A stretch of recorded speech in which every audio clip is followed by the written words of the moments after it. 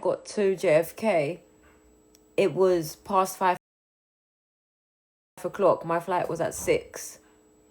And, yeah. And literally, I went to the place, I ran straight, I passed through everybody in the line, and I went, and she was like, it's too late now. And I was like, is there no way? I've already checked in, I just need to give the bags in. Please tell me why she charged me $200 extra for suitcase, because apparently it was overweight. And then, yeah, I made it to the flight. And the funny thing is, we didn't leave for an hour. So we were an hour late. And I wish we wasn't, because I wanted some McDonald's before I left.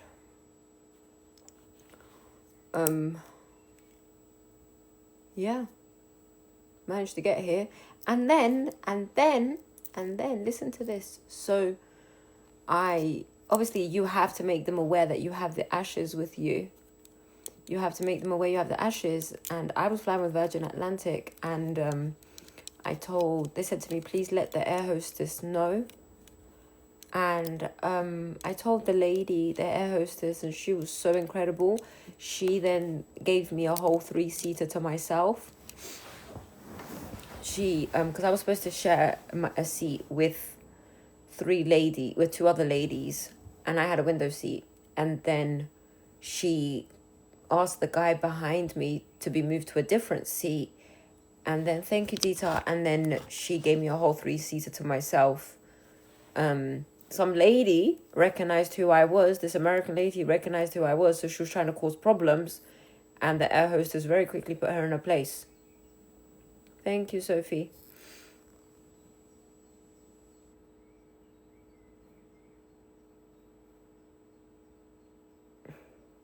Good afternoon.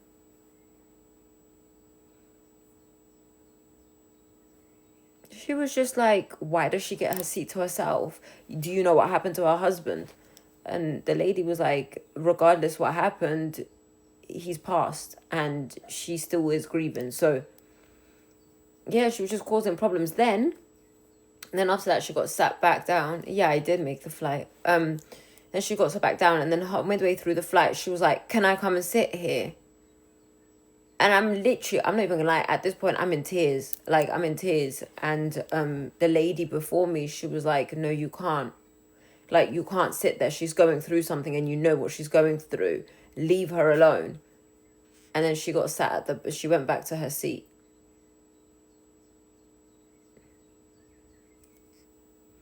Do I have any mods on here, please? Because I know it's coming anytime soon. Any second now.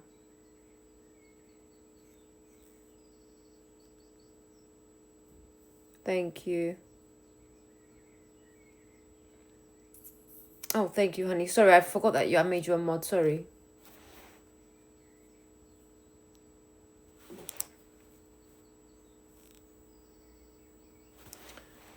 Weirdly, I'm going to see if Lyria, I did receive something. I don't know. Yeah, she left me alone for the rest of the flight. And then when we were coming out of the flight, she was just looking at me. Weird.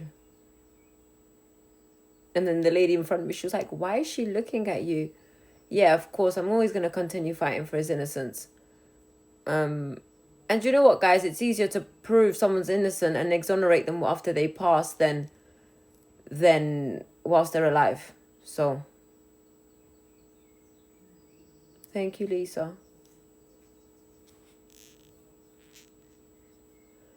Yeah.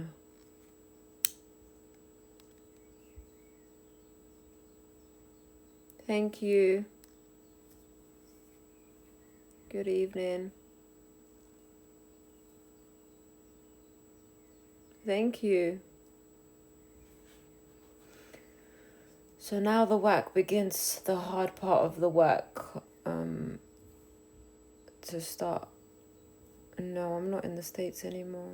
How old am I? Guys, how old do you think... I know this is so silly, but how old do you think I am? So I think a lot of people know how old I am.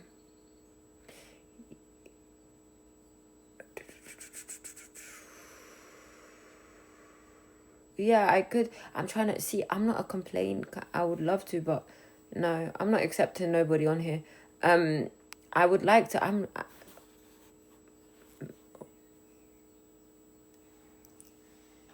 George, you got it right. I'm 31. Thank you guys. 38? Nah, that's crazy.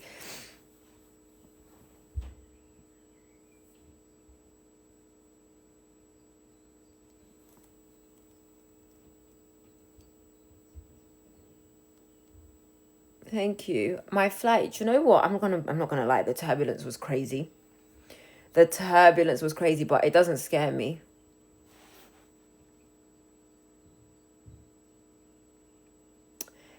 Somebody messaged, did he know you would see his body? Yes, because we had agreed to it. He wanted only me to see his body. There's so much that goes on prior to the execution that we have to plan. Thank you.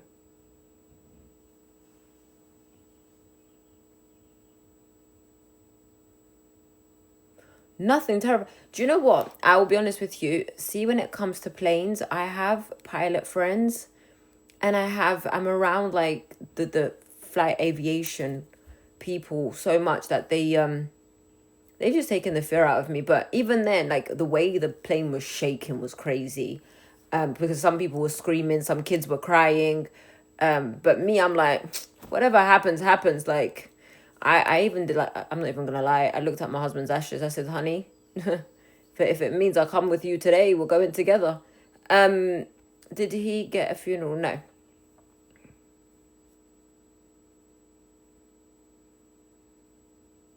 Yeah. The grief is really, I'm gonna try, right? I might be seeing you soon. The grief is really kicking in. I'll be honest with you, I can't sleep in my bedroom. Yeah. I will be honest with you, turbulent, they always say like turbulence is like going into potholes. Like the chances of a plane crashing from a turbulence is pretty much zero to nothing. It's very, very, very rare that a turbulence can cause any injuries, like cause a car crash. English, where are you, honey? It can cause any accidents. Turbulence don't do anything, to be honest. It is scary when you're in the air, you know, there's nothing under. Yeah, I did make it. I'm so sorry. That's how it was for me. It was weeks following. Yeah.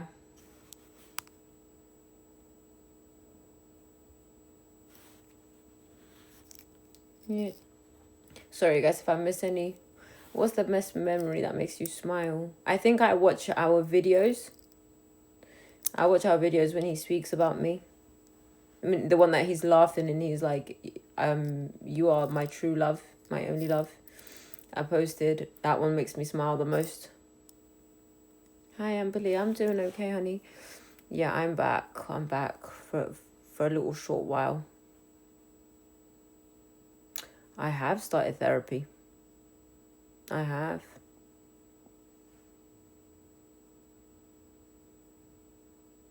James sorted out all the therapy.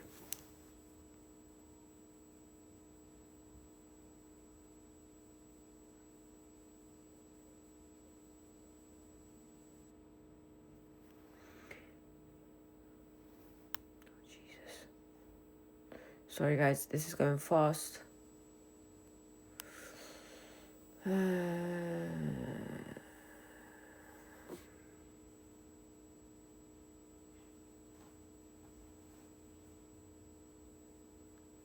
te jure që erë dhe o birë se pat më në shumë mend pa ty.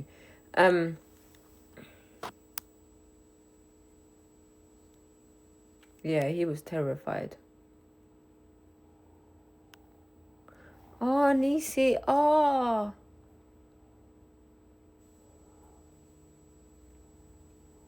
Oh. Can I message you later?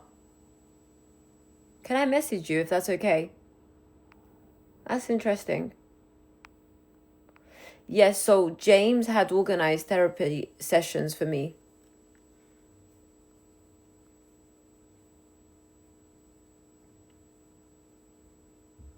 No, we were friends before. James and I were friends for a while. James and I was friends for a while before we got into a relationship. It definitely wasn't love at first sight, I can tell you that.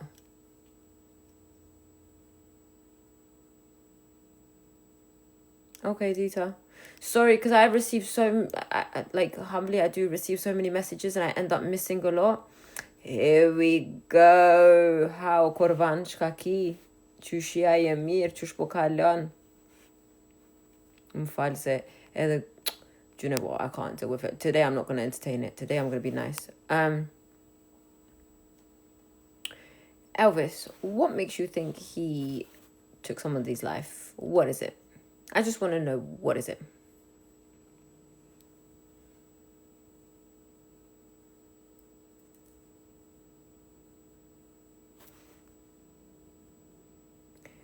Oja nissen. Oktaja nissen. Kta miniren minzespresen.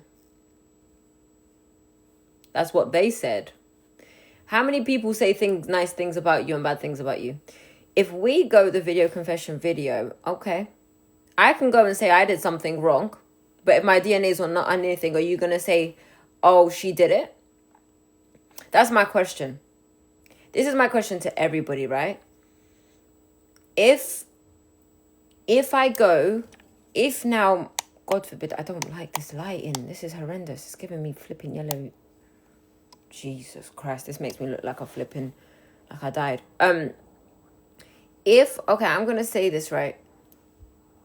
If my daughter goes and does something and in front of me and I go and say I did it, but my DNA is not on anything, so you're going to run with that.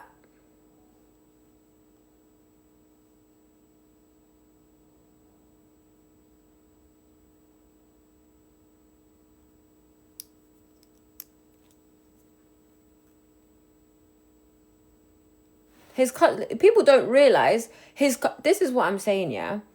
People don't realize his cousin has been saying it. But it's just he kept saying, I'm not signing nothing. I'm not doing it because I'm scared. His cousin, everybody knew for years. Like, everybody knew for years. Because you have to remember, legal team was speaking to him for years after that to say, hey, you need to speak up, because if they give him execution date, it's too late. And he's like, no, they haven't. Like, they was like, no, I'm not going to do it. I'm scared. What if they give me the death penalty as well? Blah, blah, blah, blah. After he got an execution date, that's when he decided he's going to speak up. People don't know what happened in the background.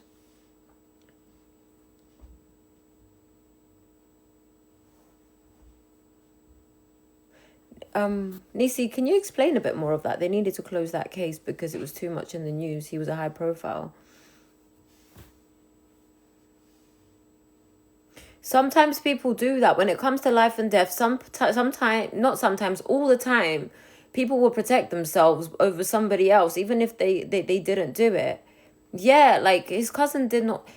Guys, I honestly, you guys don't understand, because I understand you guys see stuff on the news and the news will tell you what they want you to see. But the stuff that I have experienced in the background, this isn't just grief from passing. This is grief, stress, guilt. There's so much in my face that people don't know that I've had to deal with. At the time, the crime was all over Dallas News. The DA just wanted to shut the case. And yeah, because even the juror that she came in, the juror. See, we have somebody that's known James from the minute he was put into the Dallas County. And, like, people don't realize that this is not just because I've lost him. This is because of the stuff I saw inside there. I went into the belly of the enemy. Like, I went into the belly of the monster, and that stuff I saw, because I live for Albanians, and the stuff that I saw was crazy, because everybody knew he didn't do it. Everybody knew.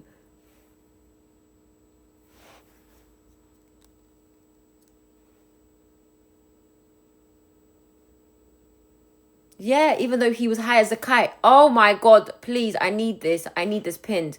This is the pin that I just did. This lady was a nurse when she saw James in County Dallas when he got arrested. So there we go. There we go for the people that said, oh, he wasn't high, that the interviews happened 4 days later. Do you know what, Nisi, if you remember, did the interviews happen 4 days later or did they happen hours later? Please, if you remember.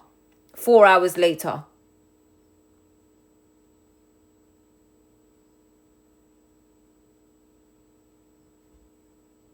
Thank you. Yeah, his cousin's doing life without parole. Thank you. It was 4 hours. Like, I literally, do you know what I'm going to do? Because now that I'm home and I'm settled, thank you. Thank you. Because remember, if it was like, one thing that people don't understand, right? If it was 4 days later, those interviews would have never happened because he would have had his lawyer present and his lawyer would have told him, keep your mouth shut. No, it wasn't. Okay, do you know what, Nisi? I'm gonna bring up all the paperwork. It was definitely not days later because James's attorney came in. James's attorney came in a day later, a day after those interviews happened. It was definitely not days later. It was hours later because I've seen the transcript. I need to start bringing these transcripts out. This is what I need to start doing.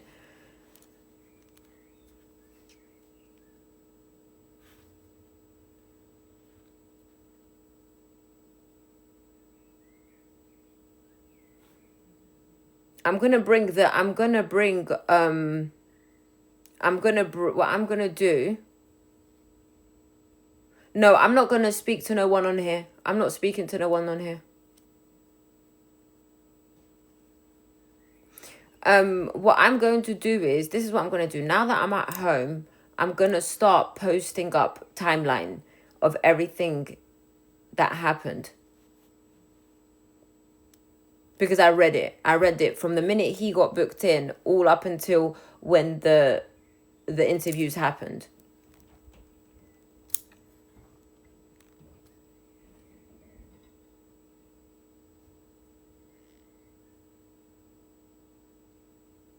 I probably will. I'll see if I do.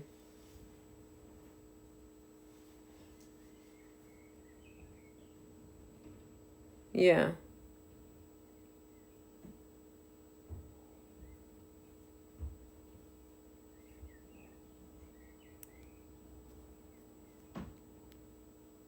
Thank you for those who signed the petition. Our marriage process it was over months.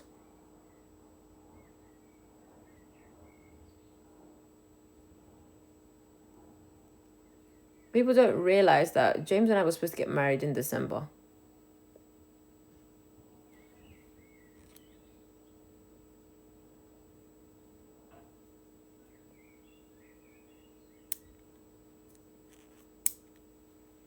Yeah, James did tell me that he had to go into the tank to detox, and it took him a few days until he sobered up. And bearing in mind, James was high. James has been taking PCP and was smoking from the age of 8 to 9. Thank you, Nixon. Thank you. This wasn't like where James. Thank you. No, I'm not getting. Would you get over if your loved one passed away? Would you get over it? Somebody tell me, would you get over it if someone passed away that you loved? Would I come back to Texas? Texas, yes.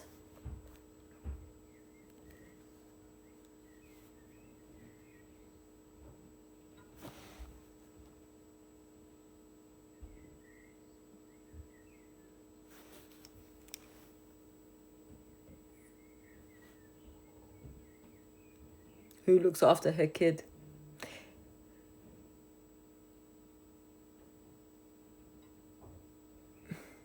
Who looks after her kid?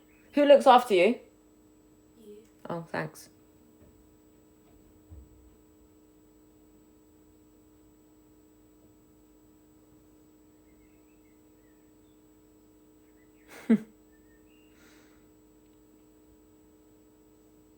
I'm sorry to hear, Caitlin.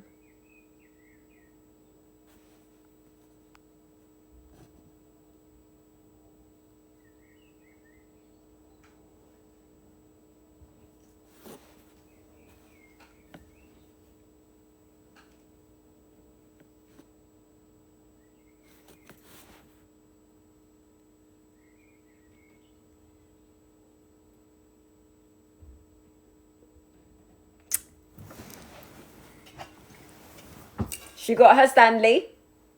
Maya. I shouldn't have said your name. Anyways. Can you bring your Summer Fridays so we can show them that you got your Summer Fridays? I'm sorry, Georgie. Thank you. She got her Stanley, which I'm now using. Because that thing is too big for her. And then, I know Summer Fridays came out with a bronzer and blusher, which I'm now annoyed that I didn't get it. And not one, not two, but 3 Summer Fridays. Look at that. I said to her, you're not allowed to take these out because honestly, no, honey, I wanted it for myself. No, she's got another one. Someone, a friend of ours bought her.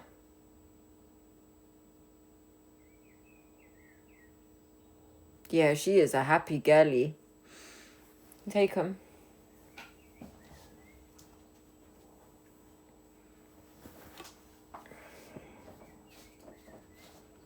She got quite a lot of stuff. Yeah.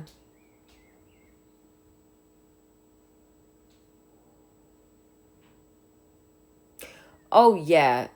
Like, I remember James and I spoke about it a lot, how I was so mad at him for taking the blame of somebody else. Of course.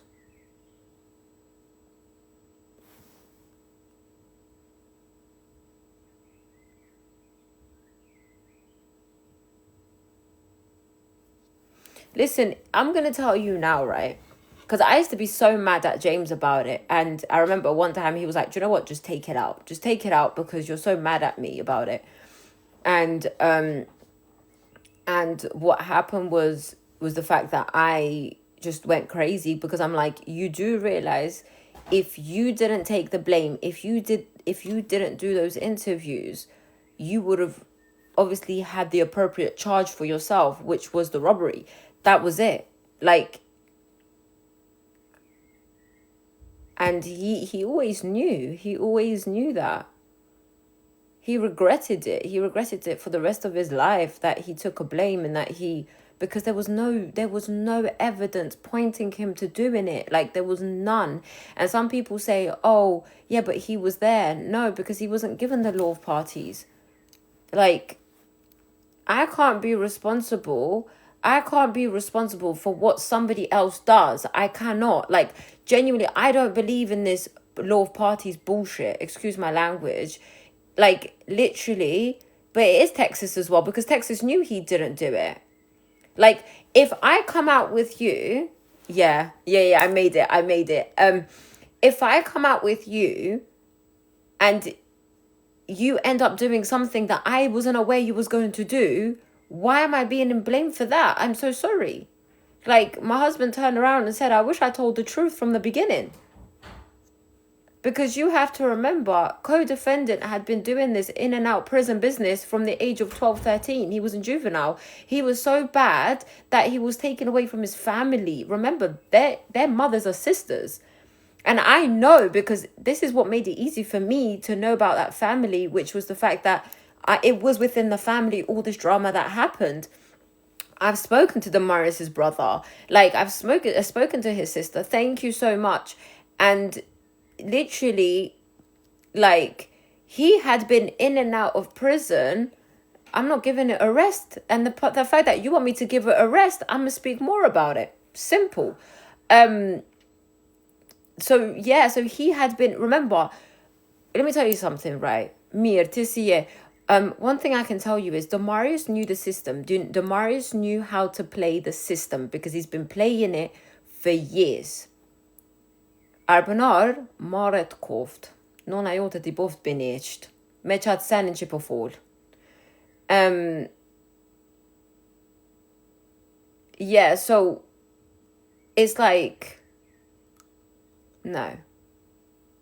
Remember, Texas likes to maintain this reputation. Texas has this thing where, and the craziest, let me tell you something about Texas, right? They the governor, he likes to have this idea of keep the community safe and get rid of the criminals. But yet all the criminals you're putting in there are black. Like, all the criminals you're putting in there are black. And if you look at majority, then they're saying, but there's white people there. Yeah, look at the crimes that the white population in Texas commit. They are either women abuse or child abuse. Women abuse or child abuse. Tiana, women, it was a child. The guy before that got executed, Milam, last October, it was a child. Like, people don't understand. There's so many other cases where it was okay. That's okay. Like, people, do you know what I wish people did more, right? But I guess people become a bit more lazy. No, I didn't know about him. Do you know why people vote for certain people? Because these people know. One thing I've learned about higher powers in that country, even though it's such a beautiful country, right? One thing I've realized about these people, they're very good sociological analysts. Like, they're very, very, very, very good. And they know that a lot of these people that vote for them are easily rage baited. And so this is why they get these votes.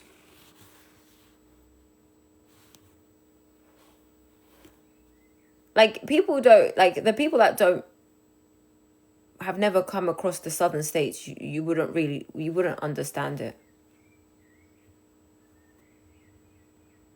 Like, have you not really, why do you think, like, Ducky, we've always got a redneck bob. Honestly, Ducky, I can't, do you know what, I can't. I can't. And then do you know what I realized? Redneck bobs, peroxide Karens, and then the Albanian man always want to come for me. For why? It's those three all the time.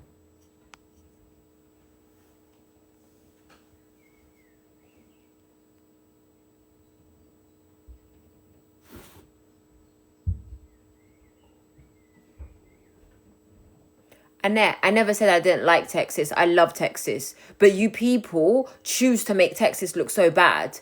Like, you guys prefer violence and emotional instability. That's what you guys prefer. Like, no one said I don't like Texas. I love Texas. But the problem here is the fact that, have you not realized, majority of these Karens that sit here, they all got peroxide burnt blonde hair. Like, it's annoying. Like, put a mask or two.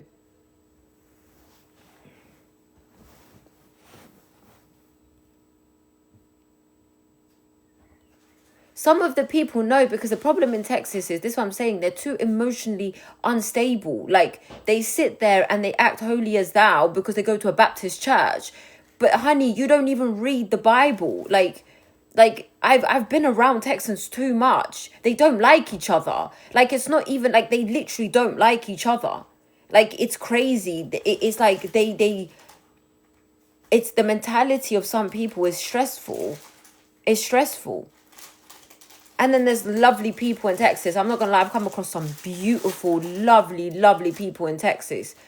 But some, Jesus, like,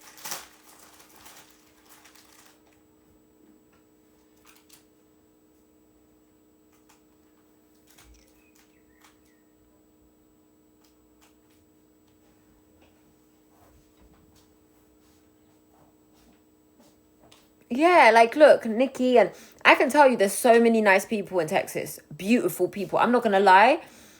The people I've been around are mainly Texans, and they are, mwah. But some, the redneck bobs and the peroxide Karens. Thank you. It's like, I don't know who made them think that they poop glitter. Like, I don't know where this entitlement comes from. Like, they do crazy shit, excuse my language, and then they hide behind the people with power. Like, I don't understand it. I don't understand it.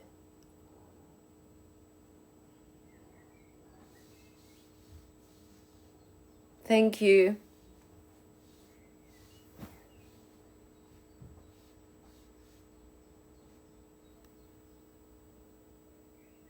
I don't want to change the world. The world is not changeable until Jesus comes back. But what we can do as humanity is spread peace. Like, that's what we need to do. This is what people seem to think, that we can't make changes. Like, even this idea of, oh, if we give the death penalty, it is a deterrent to the heinous crimes.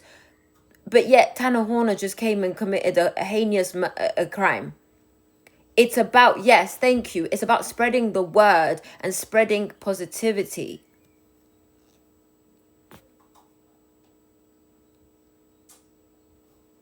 I understand the redneck culture because I was literally having dinner with Republicans. I've sat there and read about the redneck culture. I know about all of it. But let's not forget, slavery was big in Texas too. So the whole point is, like, you guys you guys need to learn to be open and come out those big Lone Star gates that you guys have. Like, this is what I'm saying. If Texas, the community of Texans got together and promoted peace, love, rehabilitation, like, it's about like, you guys, it would be much more different. And I can defend who the heck I want, because tomorrow, for the people that say, I can't believe you're defending someone that was behind a glass. Like, if you was being oppressed, whoever you are, I would have helped you. It just happened to be that my husband was the one. And yes, there are Republicans that are incredible. I was eating dinner with Republicans who saw and see the misjustice that happens in the criminal justice. Like, there are some lovely people, but what I don't like is this mentality of kill, kill, kill, kill, kill. Like, it's crazy. People need to start speaking more about peace. Like, I'm not gonna lie, for all these platforms that we have and all this big word, like, ability that we have, people need to start using it for the benefit of spreading, I completely understand you. Like, that's what I'm saying. The whole point is, if you guys look at the history behind how this violence and all of this is consistently encouraged, it's not nice. And these people are analysts. They analyze people, and they know how to go, yes, I'm against the sentence completely. Like, yes, supporting people out of poverty, rehabilitation, a better criminal justice, no longer appointing judges and no longer appointing DAs and no longer appointing all these people from the person that does not want even peace. What I prefer in the UK is that we don't appoint judges. We don't have a DA. We don't have an AG. We don't have governors. What we have is just a system that works within a system, and everybody works hard to become a judge. Everybody works hard to become a prosecutor. You don't get appointed, because you have to remember, when people of power is appointing other people, they're not appointing them for a fair system. They're appointing them for their own benefit, because they know these people will do what the governor wants them to do. Do you understand? It's not a fair system. Can you imagine you've worked so hard in your legal career not to be appointed, not to be picked, because the person that's doing the appointing is picking the person that knows what works for him more better for his beliefs than anybody else's? There's no fairness in anything of that. You okay? Yeah, my phone dropped.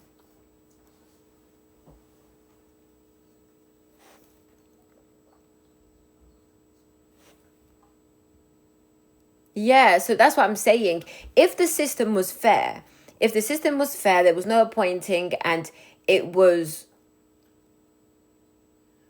yeah, that's the thing. Because it's like, I understand why people, listen, I'm a very realistic person, and people, as much as people don't believe it, right? I didn't come to revival because I was so tired, but I'm gonna be there. Definitely. Yeah, so, and this is my problem. Like, I understand why people are for the death penalty. Don't get me wrong. I'm very open on that. But if it was used correctly, then I would understand. But it's not being used correctly. And it was definitely not used correctly in the early 2000s. Definitely not. Like, definitely not. And people don't realize, like somebody said, it could be any of you. Like, it could be any of you, especially if you are, yes, 100%.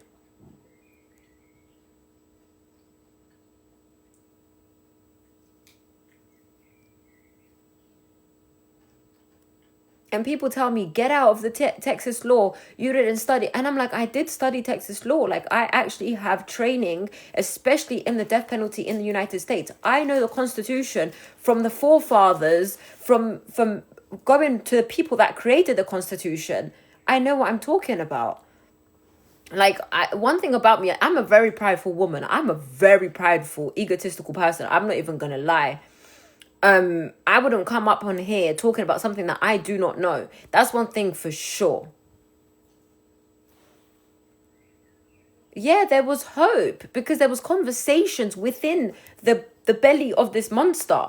And there was conversations. They knew that if we were to get a retrial, those interviews would have not been admissible in court at all. Like, they knew that. We all had these conversations inside that people don't know. That's what I'm saying. That's where the frustration is coming from. That's where, like, this is where my guilt kept coming from, because I'm like, could we have done something more? Like, what did I do wrong? Because this is the problem. I wasn't just your typical death row wife, in a sense. I was somebody that had the knowledge and also the wife. Like, I was running a whole team. I was literally, everybody was coming to me for to speak about it. I was in these legal meetings. Generally, wives don't do that because they have no knowledge on what they're talking about. Like, I knew what was going on from the jump, and that's why I was trusted with the whole transcript. Yeah, he's had a relationship before me, whilst he was in there.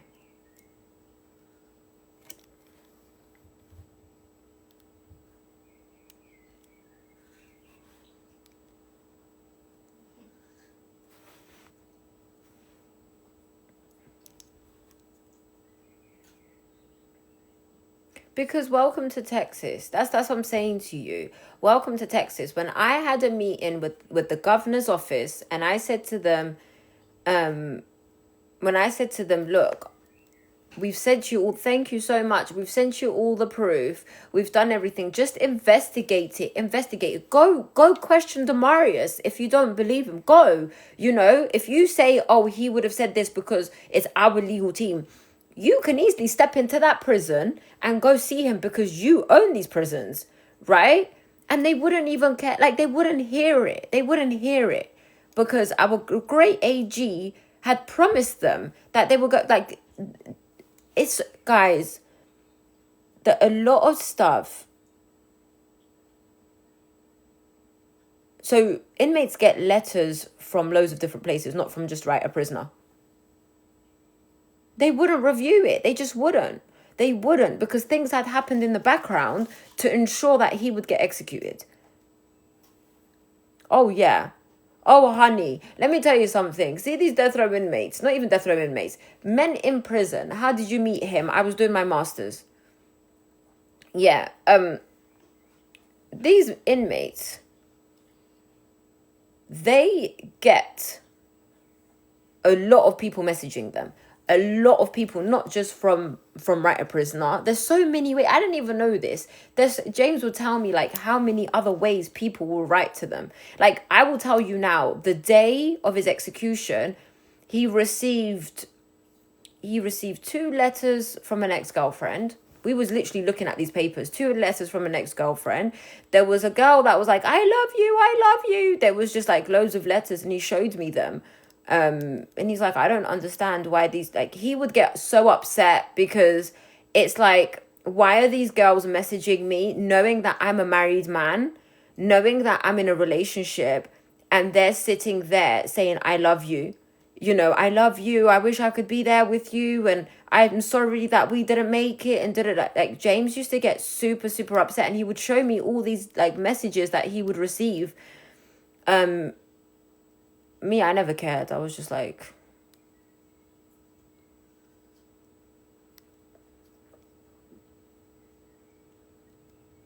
all the girls that were messaging him, they all knew I was married. My face was, our marriage was everywhere. But that's what James used to be so annoyed about, was that the fact that there was no respect. There was no respect to our relationship or the marriage. Like, girls don't care because James is such a lovely guy. Well, yeah, he was a lovely guy, but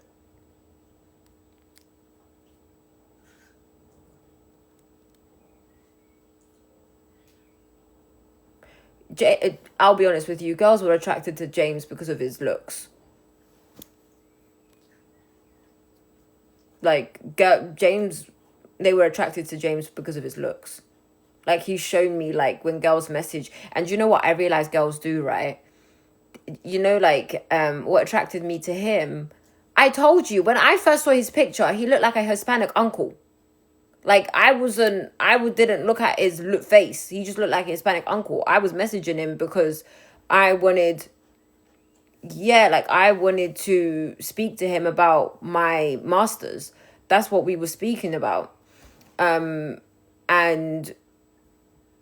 yeah.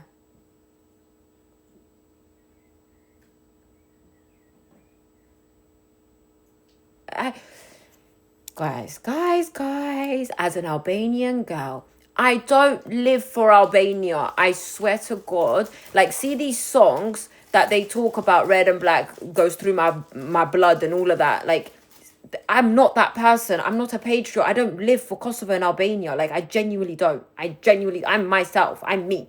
Like, I don't live and breathe and bleed like you guys were sold out to do for Albania. I'm not that. If you guys do that, good on you. But I'm not that person. So stop saying for an Albanian girl.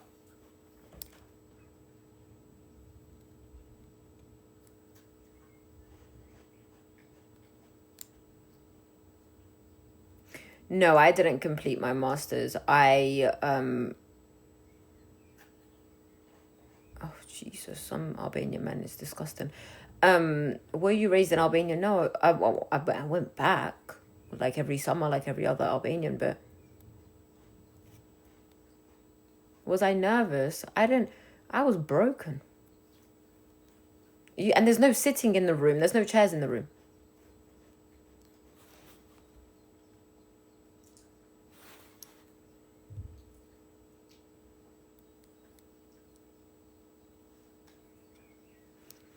How did you know I was never going to touch him or be with him? Like, and I'm so sorry. I'm not even going to start this physical touch business. I'm going to have to swap with you places. Because my phone's about to die, love.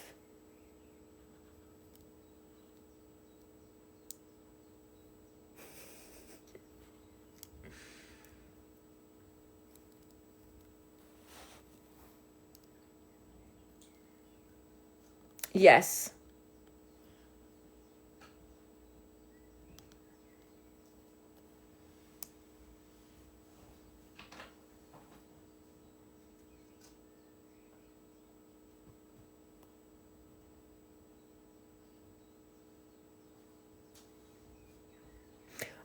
To be honest with you, the only reason I started my master's was because I wanted to say that I have my master's. I thank you so much. I just went and did my masters because I don't live for the Albanian community, because if I lived for the Albanian community, I'll probably be unalived a long time ago. I went to do my masters because I wanted to say I've got a masters, and then to say I've got a PhD. I just thank you so much, Amy. That's why I did, because I got a good grade in my LLB, and then I was like, oh, let me just be cheeky and say that I've got my masters. That's the only reason I did it, because I had the capabilities to. But I always say to everybody, you don't have to do your masters if you've got an LLB. Try and get yourself a training contract, or try get in the bar. And I know that it's super, super, super hard. Thank you, Christy. I know it's super hard in the UK to get a training contract or the bar, but then thank you, Christy. But I don't always say, oh, sorry, honey, can you work in the US with a UK master's degree, or is it different to be a lawyer out there? It's different. It's very different. It works out there very different. Yeah, honestly, people who get the LLBs, especially if you get a good grade, like a high 2-1, upper 2-1 in the first, unless you just want to have it on your neck, like on your back, that you've got a master's, I wouldn't suggest you do it. I only went to do my master's, like I said, because I wanted to say, look at me, I've got a master's. We were together for 2 years.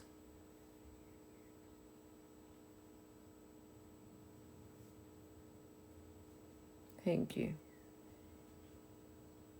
Guys, I'm not going to lie, I was proud of myself. I started my law degree at 27. Finished it with a child, a single mum, finished it with a high upper 2-1. I was like, do you know what annoys me? I was literally 3 marks away from a first. And I was like, I want to do my masters.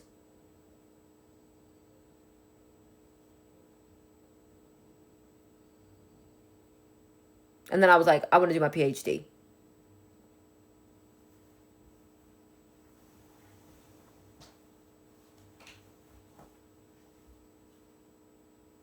Who said that the LLM is easy? I didn't do an LL. I did a master's in international human rights law. So I was not just learning the UK system. I was learning international. Like, but some people just are silly. You know, that this is what I'm saying. Not many people get. Do you know how hard it is to pass the LLB to start with?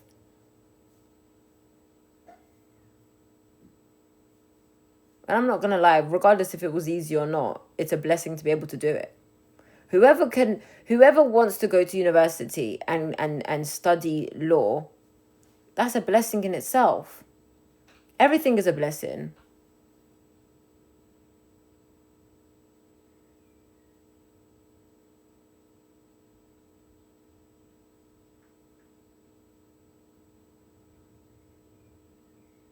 Yeah, that's what I'm saying. Listen, that LLB, when I mean that LLB had me dragged, like I looked like a mop. I lived off Red Bull and Ready Salted Crisp for a while to keep my energy going.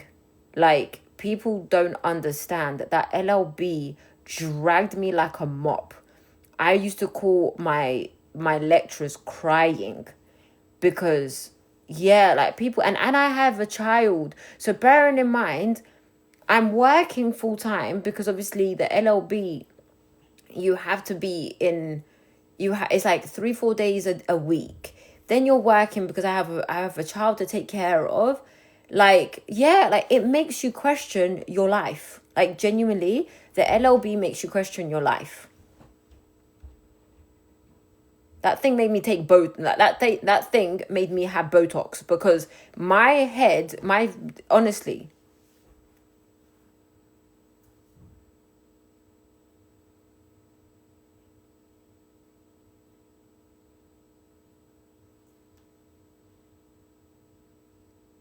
And I love to study. One thing that people don't realize is I'm a very academic nerd.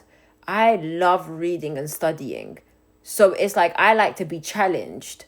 And that's always been me. So when it came to when I got the grade that I got, I was like, oh, I can go do my master's.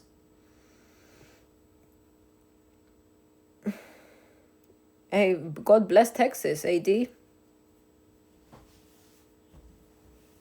Honey, is my charger there?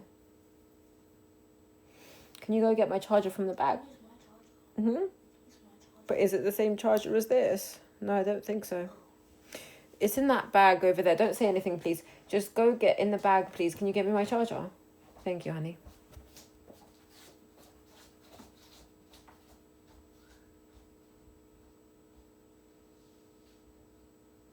Honestly, people that complete their degrees, you need to be proud of yourself.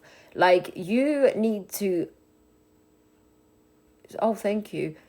You need to be so proud of yourself. Anyone that achieves anything, you guys need to be so proud of yourself, because it's not easy to achieve something, especially as an adult who's got so many other responsibilities. Like, and I truly believe it doesn't matter what your age is. Thank you. I don't care what your age is. If you want to go achieve your dream, you better go and run. Like, don't say you can't afford it. Don't say anything like that, because there's so many other ways that can do it. Do you know what? People said I banged in the window. I'm not allowed to bang in the window. Thank you. They lied. You're not allowed to bang on the window. You can get arrested. Last year, 2 people got arrested for banging on the window. So you aren't... Yeah, give me that one. That's fine. That's actually a nice one. You don't have to listen to me, honey. You don't. It's not by force, by power, you know. You're not obligated. I swear to you, nobody obligates you to listen to me. Nobody. Yeah, that was a lie. Like, you're not allowed to bang on the window. People get... No. I'm doing okay. Oh, thank you. You fixed it well. Thank you.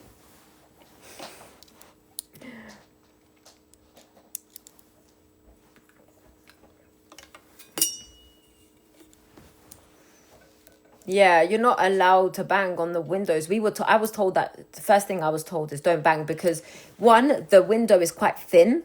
So like, it's very, very thin. When you do this death row, when you're in the death row community, you start learning a lot about windows, by the way. I'm not even going to lie. You start learning so much about windows, because you're in front of them all the damn time.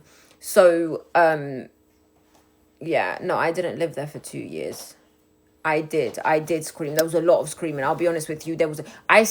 People were telling me that I was scaring them because of how they said to me, we could see you were coming in and out of it. Like even his lawyer turned around. His lawyer turned around to me and it was like, I've met you for 2 years. I've known you for over 2 years, and I've never seen you at this place. Like he went from lawyer mode to dad mode because he was so worried about me.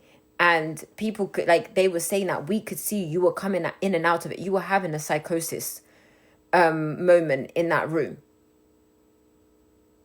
And now I just read, so this is okay, let me tell you these tactics, right? No, he's not having a funeral. Let me tell you these tactics. So what they did, so the next execution that they just had of Busby, I was reading into it. And the victim's family of Busby,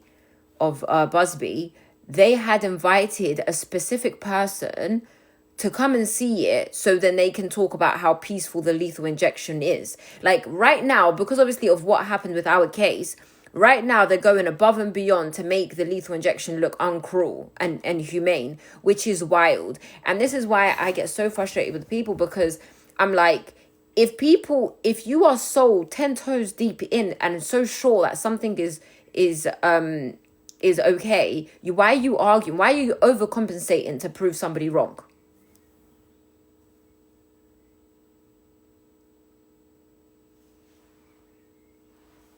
Like, I don't understand how people are turning a blind eye to the stuff that happened, to even like the false interview that the state media gave.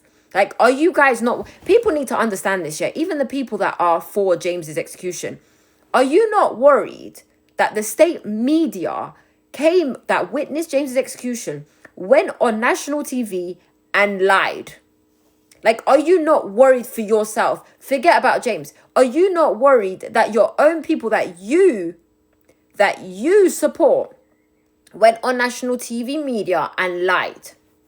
Because if you could be next, it doesn't have to predominantly be about an execution. It could be anything. And they are lying against you. Like, are you guys not worried? That gave me shivers. Like, I'm so glad that Dallas Morning News came out and told the real version. And she couldn't even tell the proper version. Because obviously people get scared about losing their jobs.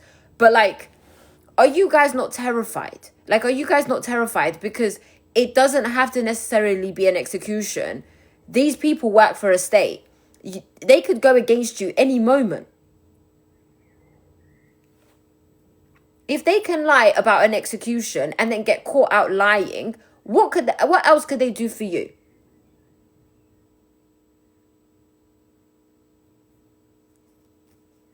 Like, it's that's what I'm saying.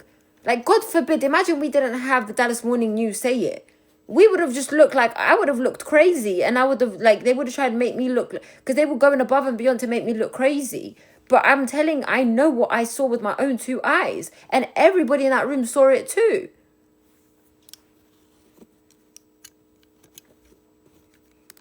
Like, no words of a lie, I would be worried. If they can lie about an execution, what else could they be lying for?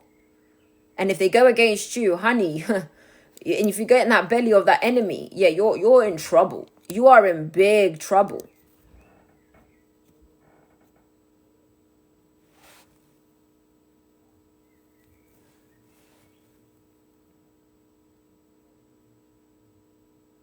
Thank you, Molly.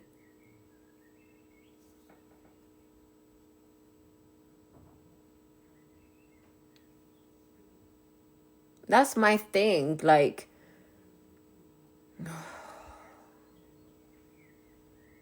so when Peroxide Karen comes here and chats a load of unknowledgeable crap, it's like, sister, go, with all due respect, go back to the kitchen and bake your muffins, because you have no idea what you're talking about.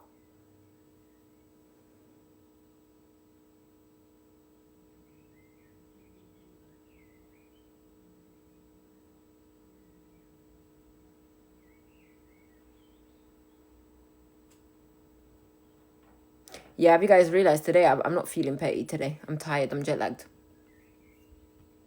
I think you guys can see I'm not even entertaining them like I usually do.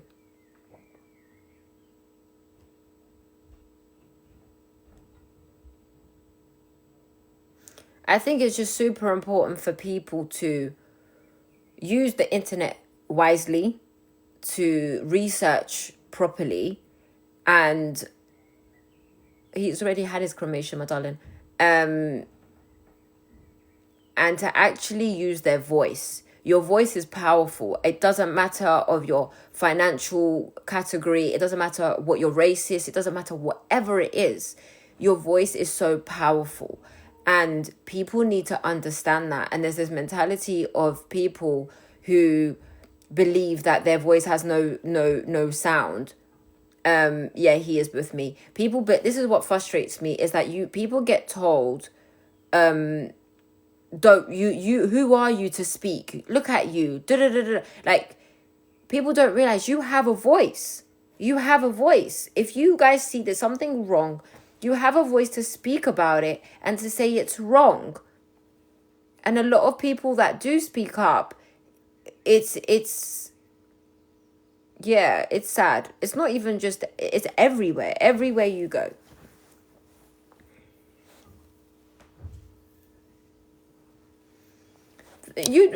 Someone said they need to bring back the hang. Why waste taxpayer? Waste is WASTE, by the way, not the waste as your body part waste, but taxpayers. You do realize you still have to pay for the hanging and the staff and the medical bills and everything else. The hanging was never for free. anything, you guys, and this is another thing, right? Oh, guys, should I just stop ranting? I think I should just stop ranting. I'm boring you guys. Should we just speak about Sephora?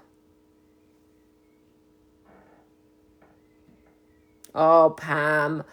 Oh, Pam, here she is. Oh, Pam. Do you know why you guys would pay for the hanging? Because you guys are morbid, dark, disgusting people who literally just want to see a hanging. Like, guys, honestly to God, right? God, guys, please, please, please tell me this, right? Don't you think it's a mental health to want to see, like the urge, the hunger in your heart to see an unaliving? Like,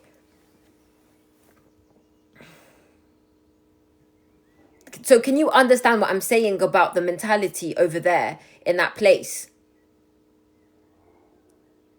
Can you understand what I'm trying? I'm just trying to allow people to understand. I'm trying to understand, like, I don't have to cuss nobody directly or do that. I just want people to understand the mentality. Like, it doesn't make sense. Like, it doesn't make sense. But can you see why these people of power get away with what they do? Because they are analysts of these type of people, and they know that they can get them to do whatever he wants to do. Because they analyze everything like people like this. They know how to rage bait the communities. Guys, please tell me if I'm just talking crap. Like, at this point, I might as well just stop. And we can talk, like I said, we can talk about Summer Fridays and Stanley Cups.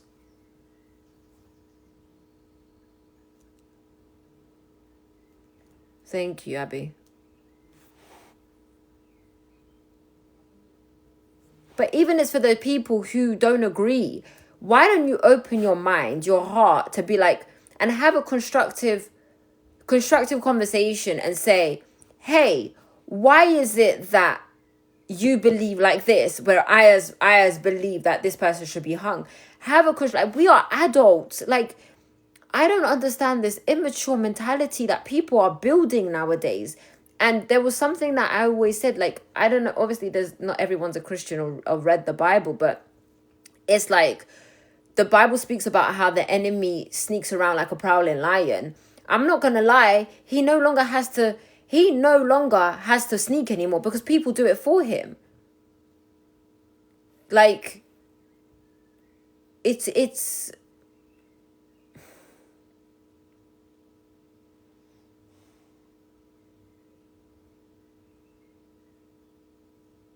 no, I would never get remarried again.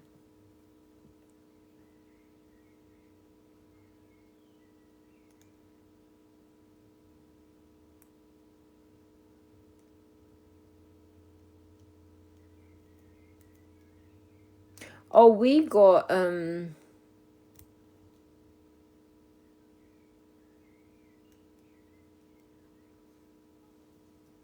blue-eyed, blonde-haired, Aryan white man. I'm a blonde hair, by the way. I was born blonde hair. I've got green eyes. Like, people are acting like she wouldn't have done it if his name was Charlie and he's got blue eyes. Get out of here. If you are being oppressed, this is why I'm saying it happens to be, oh, sorry, I read it wrong. My bad. But it happens to be that's why I would not, never ever do any individual cases. It just happened to be that it was my husband's case. But I would never take individual cases because I am against the death penalty. I'm against the oppression of people.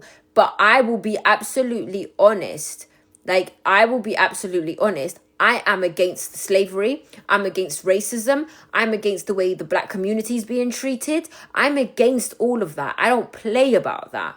I don't care if the white community hate me or the Albanian community hate me because I am speaking up for the people that are consistently that they're trying to mute. Like, I will always speak. I've always said this, right? I've always said this, and I'm gonna say this when it comes to racism. Let me tell you something. When the the black community in general, when they're speaking up to protect themselves, they are being called gang members. They're being named thugs, like my husband was. They're being given like, oh, look at them, they all got together like gangs. So whose job is it to fight against racism? It's people like me, because these people, us people, can go against our own people that are oppressing the black community.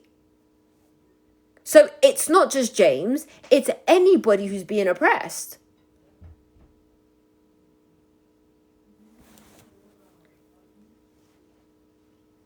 People who live in Texas understand the laws. No, they don't. This is the craziest thing.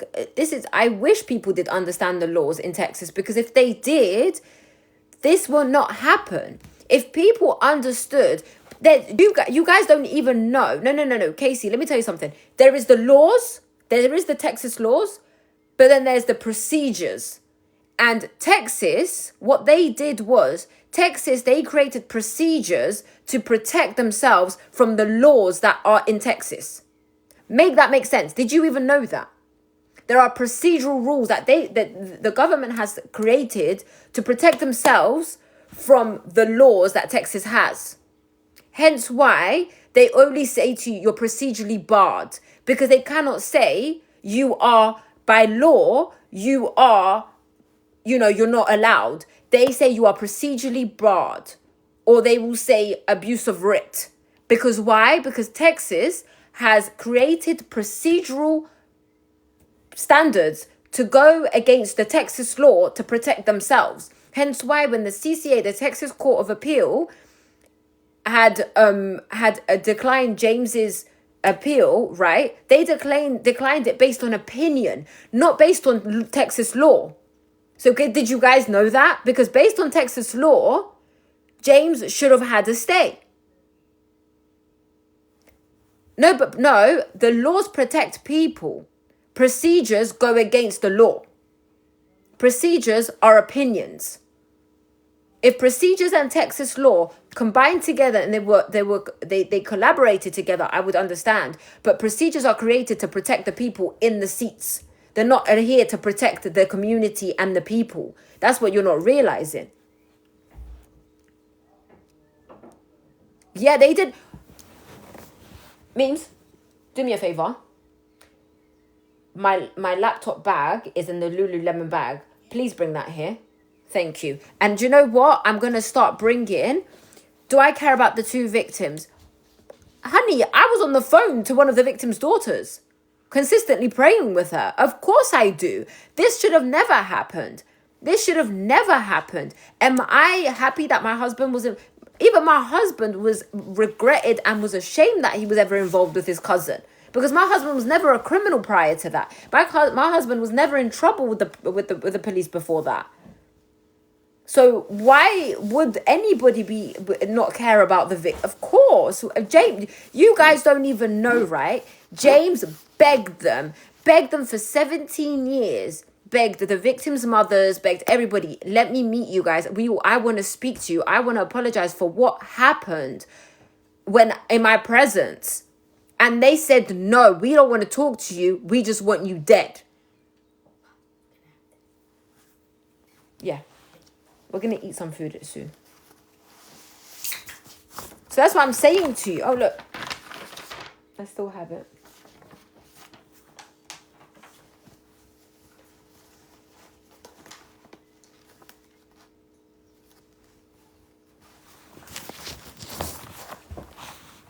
Okay, I'm going to read something. I think I have it. Or did I? No, I left the proper... Thank you. I left the... Like this, okay, this, I'm not going to show you, right? This was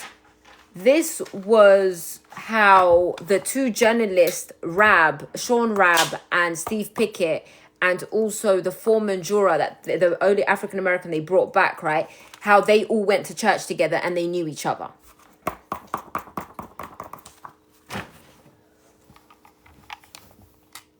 Guys, I don't know how you're going to feel when I start releasing legal work. Like, I don't know. Some people are going to have a heart attack.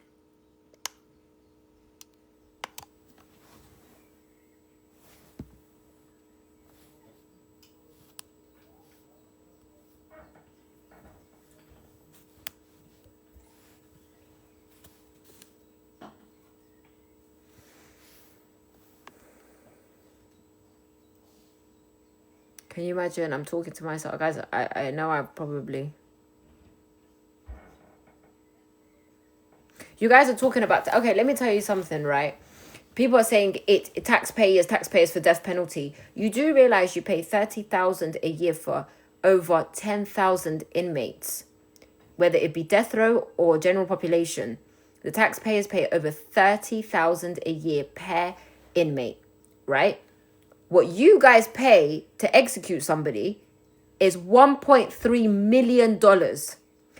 There are meant to be 8 executions this year in Texas. What's 1.3 million times 8? Someone do the maths, please.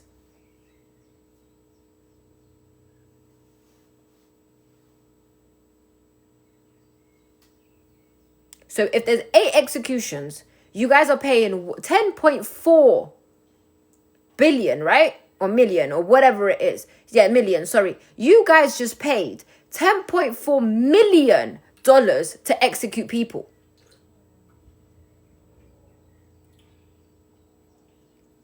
And and let me tell you something, right? If you guys are so against this tax paying stuff, how about you guys get together and speak about it? Why are we paying so much? Why is there mass incarceration? Polensky unit alone, I'm not even going to speak about... Texas is massive, right? I need to check the statistics. Texas is massive. There are many, many prisons. Polensky unit alone holds at least 3,000 inmates. 3,000 inmates. That's 30,000 times 3 a year.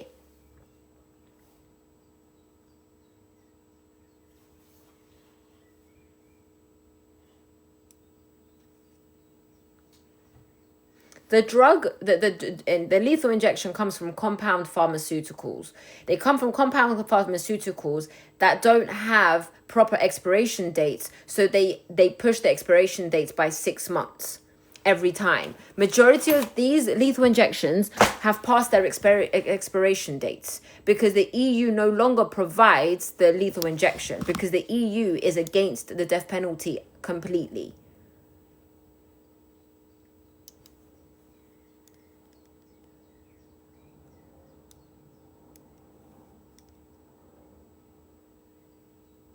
So that's what I'm saying to you. There's just so much that people don't understand.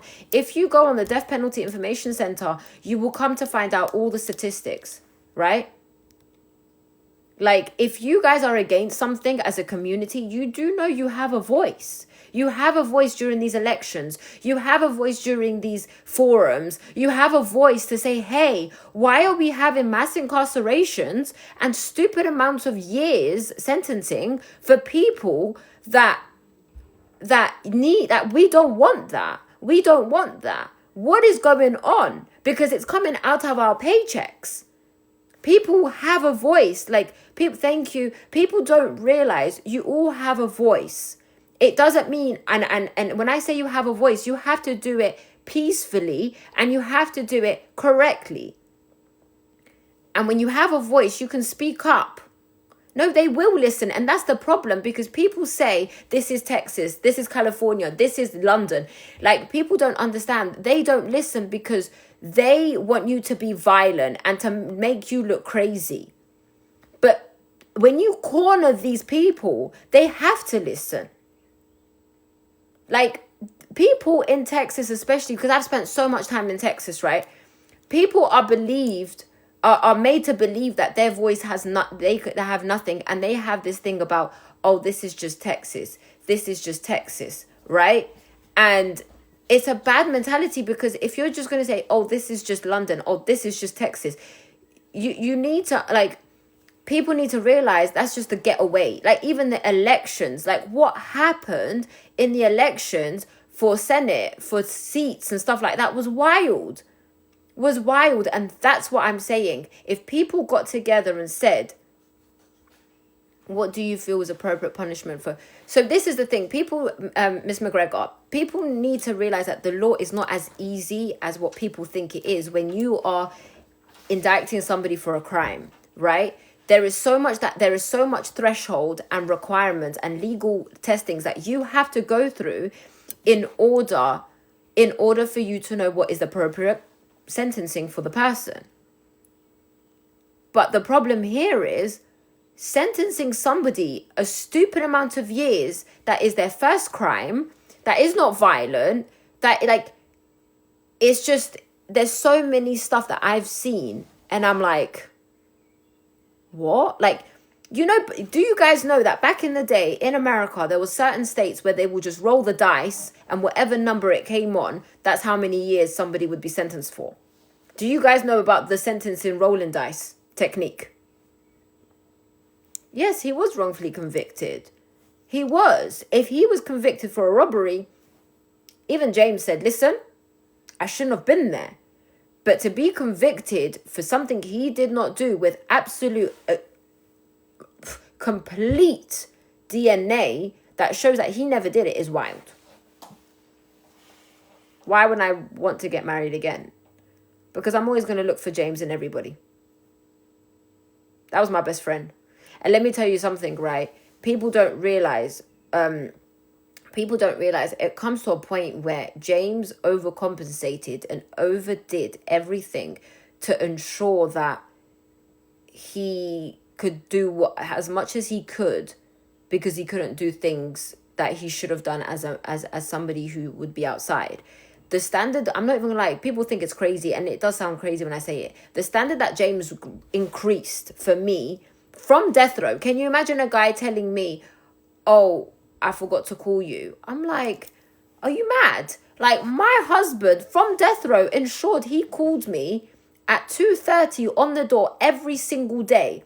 And before that, I received messages. He always made sure, above and beyond, to show his effort for me.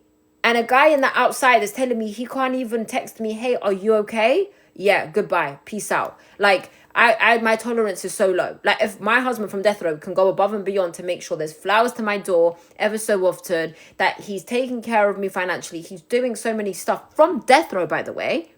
And then there's a guy in the outside and giving me all these little standards about I can't do this. Yeah, out. Like, I ain't got time for you. So for me, that's why I'm just like, it would be unfair on anybody. It would be unfair on any guy if I chose to be with them, because they will always know that my first and only love is James.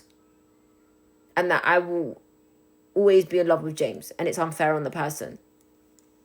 So I'm happy. I'm happy to be Miss Broadnax for the rest of my days. I've been blessed to experience that kind of love, and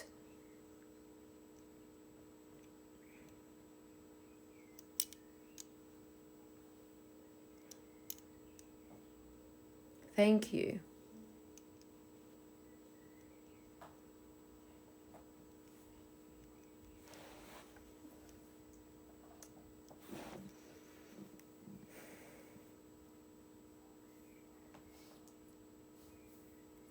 Nah, I'm good being, guys, I am a person that likes to solo travel, that goes to the movies herself, that I actually want to go watch Devil Wears Prada 2.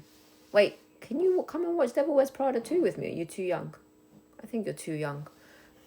Me, I would never ever be lonely. See me, I love my own company. I've always loved my own company. So I solo travel, I go to the movies, go to eat by myself. I'm a loner in general.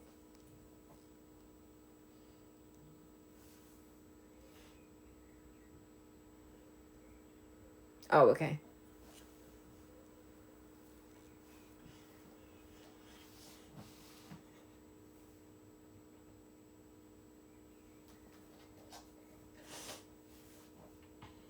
Do you know, just when you feel lonely, that's when it's dangerous for yourself? No, I'm not gonna lie, yeah. James and I were so adamant that the both of us would always be together, no matter what happened. He was very adamant about me and him being together.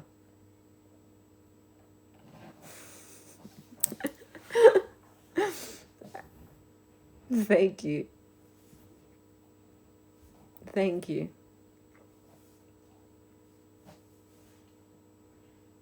The only thing that James said to me, yeah, I can speak Albanian. The only thing that James really wanted me was he was very big on celebrating our love, and that I don't mourn him. I'm not gonna get upset, but he was very, very big on me celebrating his life. and celebrating what we had. That was so big on him.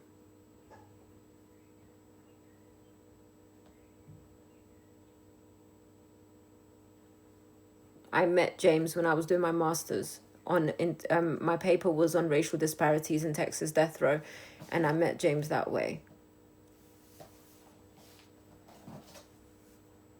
Oh, that is so true. Get a fire stick, get a projector and watch it. Yeah, oh yeah. That is so true.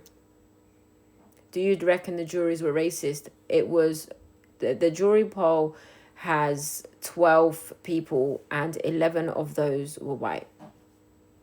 And one was black. And he was only put in after, because initially it was an all-white jury.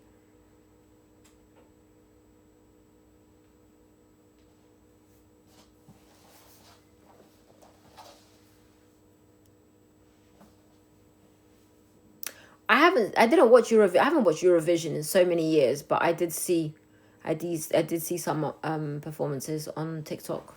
I feel like nowadays you don't even have to watch a show anymore. You just see on TikTok. And do you know what's so crazy, guys? Listen to this. So I don't know if you guys know about the Batson case, which was our strongest. Obviously, nobody was listening to our DNA. No one was listening to anything. So we had to focus on the Batson case, which was the exclusion of the black jurors in the case, right? And what happened was that they said it wasn't a Batson case because the prosecutor was black.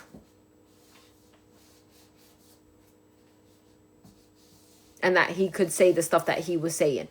So he couldn't be racist towards James. Make it make sense.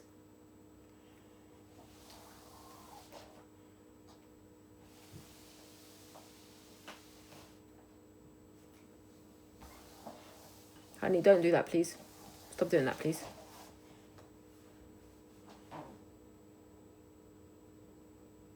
He got executed.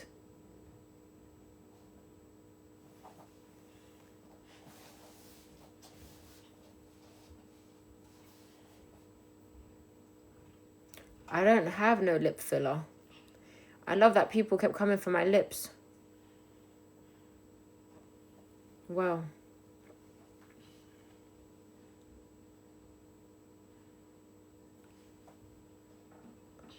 Believe it or not, I have no lip filler.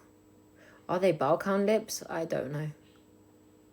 The only thing I have, see me, I'm too open, you know. The only thing I have is Botox on my forehead. That's it. And I obviously do my facials, and I have, thank you. Guys, stop it. I have done HIFU, which is high intensive frequency something. But HIFU I've done on my face when I was 25.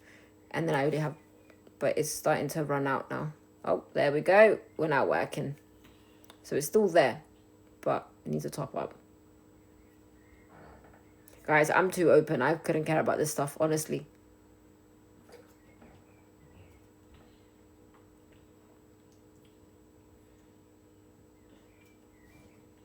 I am 31.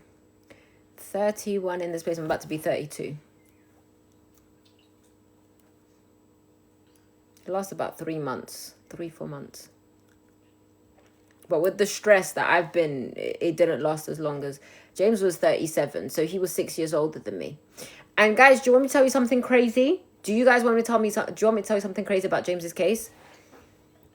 James's case was supposed to be in July. The first day of James's trial was on my birthday. On my 14th birthday.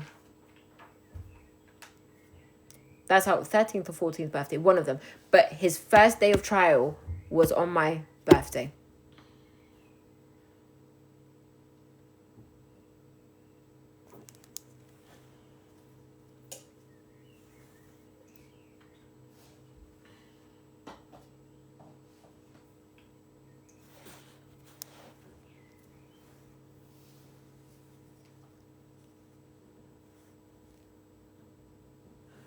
He was 19. Yeah, I did make the flight, honey.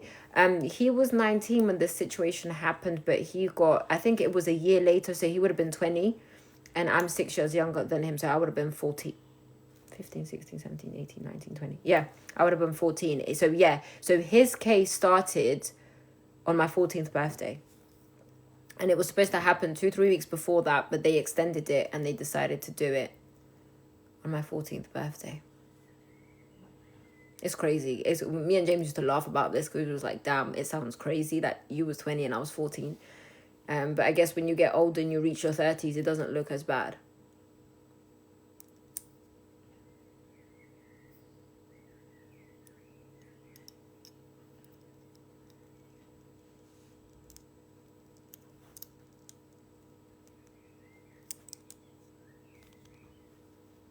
He knew his date. So we found out about the date on December 17th, 2025, that he would be executed. And another fact that many people don't know. You know, he was supposed to be executed last year, April 30th. You know that, right? And they didn't go ahead with it. And then he got executed April 30th the next year, this year. Hi, Uthman. Thank you. I knew him for 2 years. Yep, they've been trying to execute him for since 2022. They were trying to execute him. And the judge that was, they kept requesting the death warrant from the judge. The judge, it was the same judge. She is against the death penalty, right? She is against the death penalty. And then in November, they decided to message the judge again. And it so happened to be that on the Friday, she secures another term in the court. And on the Wednesday, she gives the death warrant.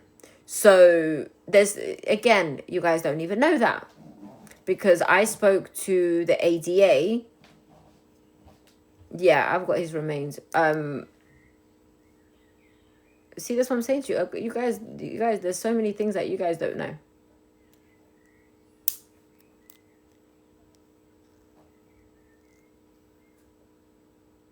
There's so many things you guys don't know, but it's all going to start coming out.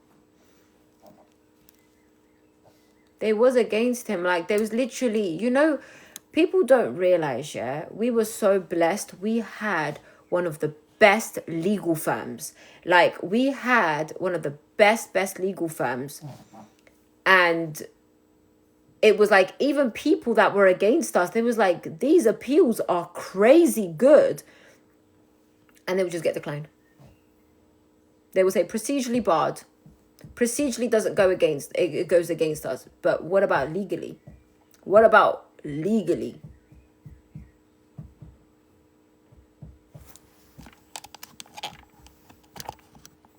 Jesus, what the heck happened? It turned into a traffic light in here. Turned into a club.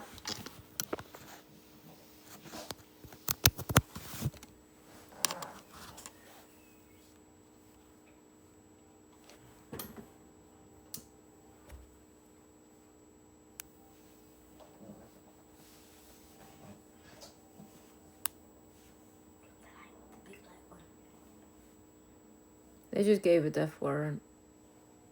So they kept trying to give him, execution dates. But because we still had loads of arguments, even the time before, we still had an appeal, but they gave the death warrant.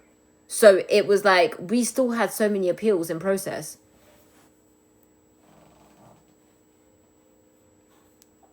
Yeah, I believe in the afterlife.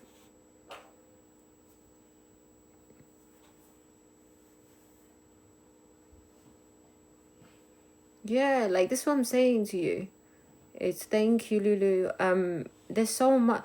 That's why I keep telling everybody, guys, this is why they're trying to shut me up as well. This is why they're trying to shut me up so much. This is why, even with all due respect, the butlers and the swans, the victims' families were going above and beyond to try and shut me up and make me look like I was crazy and stuff like that, because they knew I had all the evidence. They knew that their lies were going to come out. Hence why they went above and beyond to create a fake website about James with lies. Like, you guys went as far as lying that James never had a birth certificate. How the heck can you tell me he never had a birth certificate when his birth certificate is in Arkansas?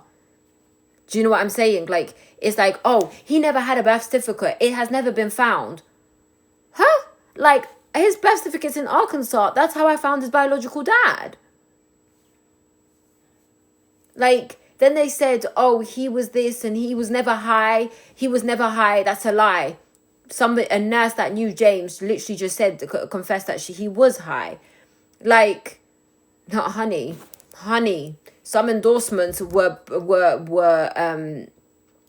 done. Some endorsements became public the day after his execution. So where did they come from?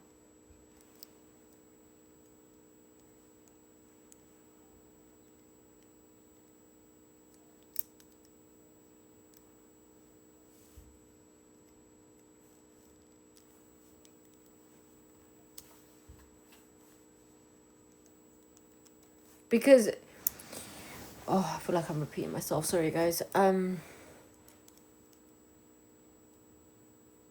No, his cousin's not on DR. His cousin is on life without parole.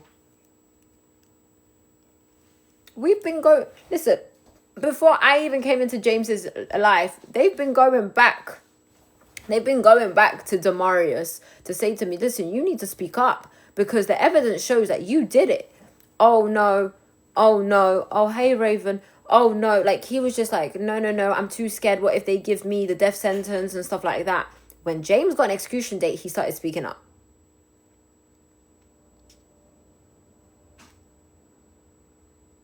No, he doesn't have a chance of parole. He did try and ask for parole and they told him no. They didn't even question him. They said no.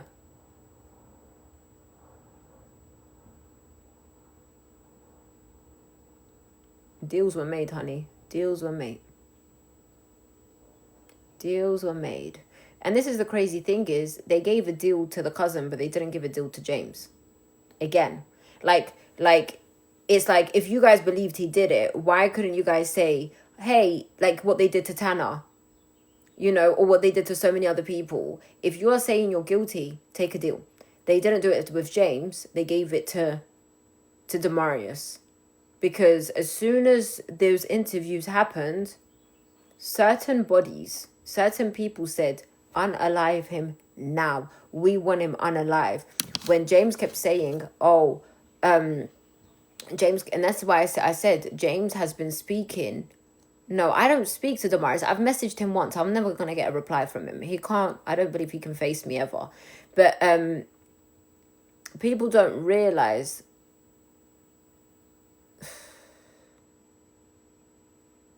I feel like sometimes I'm going to speak until I go blue in the face, like my husband did when he was suffocating from that lethal injection. And I am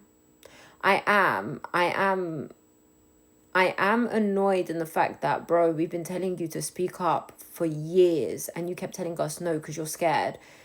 And then you do it. But it's too late. Like,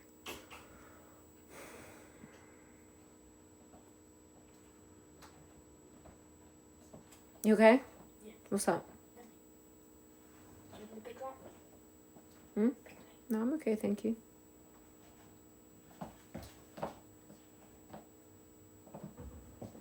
He was so terrified. James was so terrified. I am mentally exhausted. Like, Yeah, they did. Everyone knew. Let me tell you something. There were people in those courts that were telling me, we know James is innocent, but we are not going to give it to him because his case is very political. You do realize the whole of Dallas County Criminal Court was divided because of James's case. Like, people don't understand. When I was going in there, people were panicking. People were panicking to the point that people in the defense unit were saying, we can't even fight for him because we're going against ourselves. Like, it was so politically charged. Like it had to do with racism. It had to do.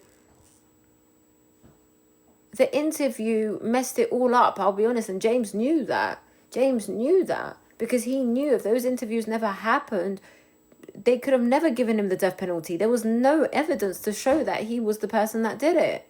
And he said it in his interview. If you guys saw one of the interviews, that's why he said he was trying to give everybody subliminal messages to say, hello, there's no DNA of me doing it. No, Brie, would you move on with your life if your husband got killed, no matter where he is or not? Would you move on with your life if your husband or your loved one passed away? No, you wouldn't. About move on. It's easier. Do you know what? People that say move on, I really pray that God does not take your words. Because, boy, I don't believe in karma, but I believe in God saying, my revenge is my vengeance. And I pray for people who say stuff like that because you don't know how you could be tested. I wouldn't wish none of this. What I'm going through mentally, what I'm going through every day, I wouldn't wish that on my worst nightmare. On my worst enemy.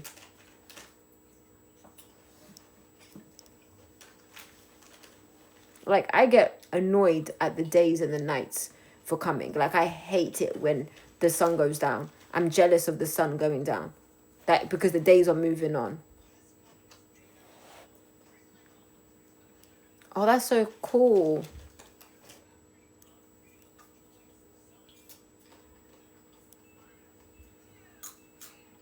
Yeah. James organized for me to see a therapist who has background on the death penalty. What are you eating there? Don't eat that. Throw that away. That's not nice. Ugh. Yuck. Thank you, Destiny.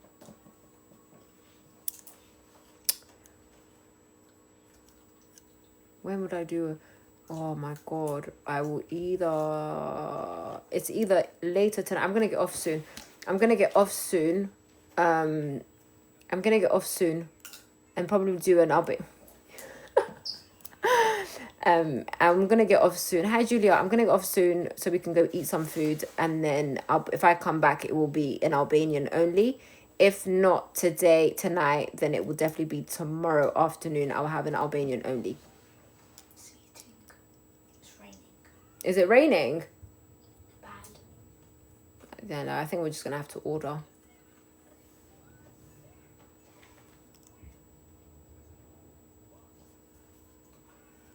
Thank you. Yeah, Albanian live. That's okay. That's okay. People don't realize as well, like, people don't realize that I have to be strong, not just for myself, but I have to be strong for some people as well. And it's like, yeah, people don't, like, because I don't speak about it, like, people don't understand. When the day he passed away, it was raining crazy. It was thunderstorms. And when the sun came out 3 days later, I was so jealous of the sun. I was so angry of the sun. Like, I'm like, God, why is the sun coming out? Like, I'm mourning and the sun is coming out. Like, what is this crazy? Oh, wow.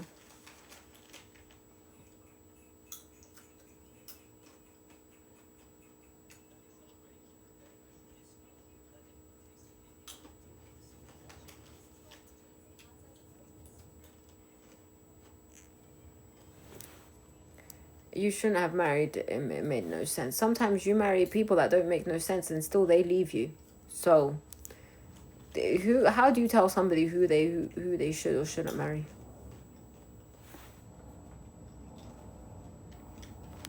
Oh, shoot. Thank you. The craziest thing about this whole situation was the racism. There was so many stuff about it. There was so much. You guys saw how bad his case was. There were so many questions about it. Honey, do you want to put it just on a plate? You stop rushing. You know, I promise you don't have to rush eating.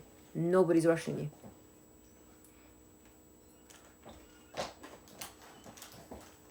Thank you.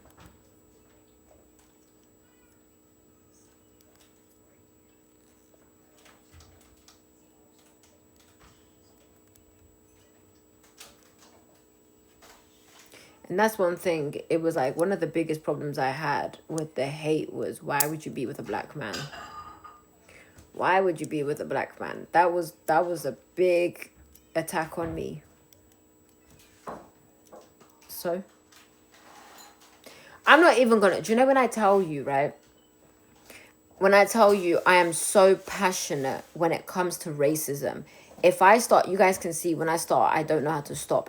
But I'm so passionate and so against racism. If I start speaking, you guys would have to tell me to shut up. So I'm just not going to start that topic.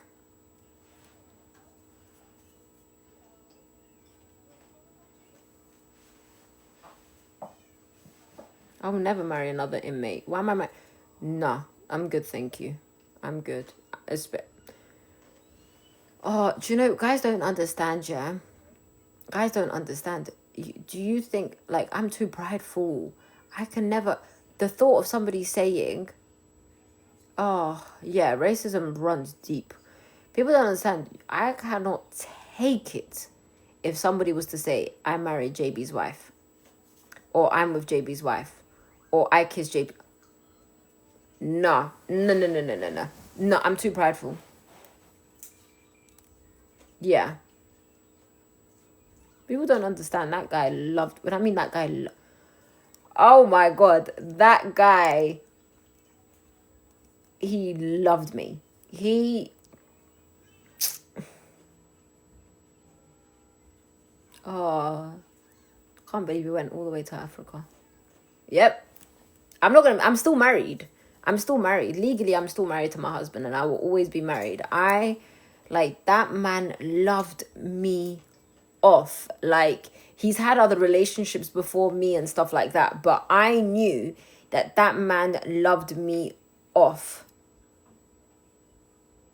Like, the loyalty, the friendship, everything we had was beyond measure. Like, he knew I knew everything about him. He knew everything about me. Nobody won. And see, when I said nobody won, everybody used that against me. No. That guy, I'm so sorry. Like, that guy was just... He was the best. He had the best sense of humor, the best caring heart, the best loving heart. And now I understand why women were losing their minds when he cut them off. Because my husband was very, very... My husband... People will tell you, like, I've spoken to people that knew him from before he went into prison, and they were like, one thing about James was known that his loyalty. Like, James, if you question, like, he took that personal. If you question his loyalty, he took that personal. Like, he took that personal. Because James was known for loyalty. It was both our idea. I think when it came to marriage, James was very big on it because of him giving his life to Christ. And he definitely did not want to be the first touch with somebody that wasn't his wife.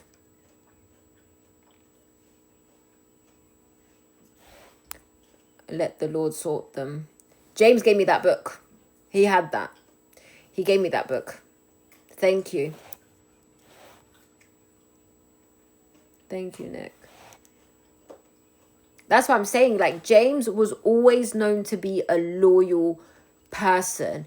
Like, James was too loyal to the point that I would argue with him about it. Because he was just too damn loyal. He would go above and beyond for other people. And I'm like, bro, you are the person that needs the most help. Like, don't look at us out here. We have the freedom to do what the heck we want to do. We just choose not to do it. Like, stop worrying about other people. You are the person that people need to help. Thank you. Do you know what? Today I'm not feeling like Tiana, so I haven't really seen the haters as much. I've just been ignoring them.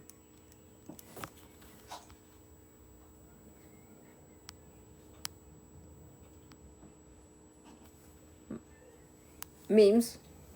Is it true I left you and abandoned you? Is it true I abandoned you? Huh? No. Thank you, honey.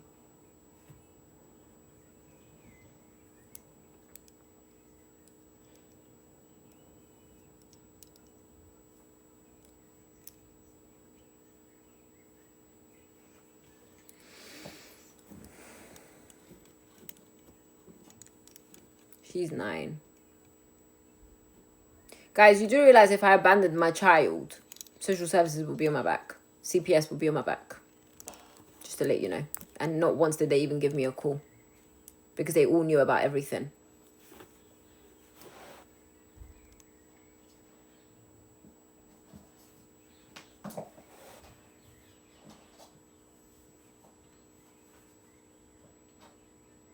No, there wasn't a funeral. He didn't want a funeral. That rumor got started because the Times News decided to say that I abandoned my daughter. Which is crazy, isn't it? Memes. That's crazy, isn't it? That they said that I abandoned you. Yeah. And you didn't leave me alone once, asking for Summer Fridays and Stanley Cups. If I abandoned my daughter, she wouldn't have no contact with me. And social services would have been on my back. And everybody was aware. People don't realize Oh, okay. See, no, because me. One thing about me, honey, is that I'm very open with my child, and not many people are. And what's this, Jenny? Who? What's Jenny saying?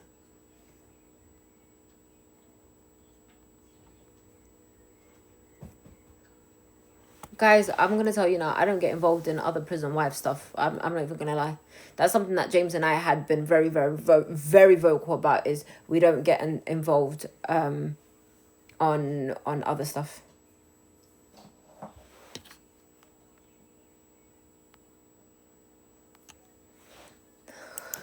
It's just all... I've got some good moderators. Thank you, Mariah. Thank you. Like, I don't... One thing about me is, and James, we were so adamant from the jump. We don't get involved in any prison wife, any... Like, that's why our relationship was super private. Like, people saw me, obviously people knew about me. But, like, thank you, Chloe. People knew about me, but they didn't even know my name. You know, other inmates in death row did not know my name. They just knew me as JB's wife. Because people don't realize, back in December, we did have a religious ceremony. It was just a legal one. Yeah, like, it's, I don't need you to respect me. I couldn't care. Yeah. My guy said I don't respect you. Okay, don't agree with me. That's your opinion, honey.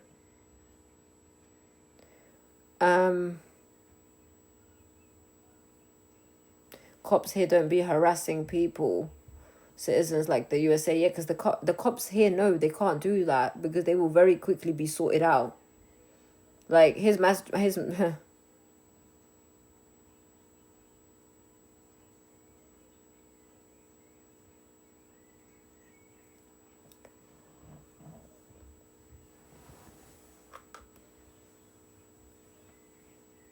what you want to eat?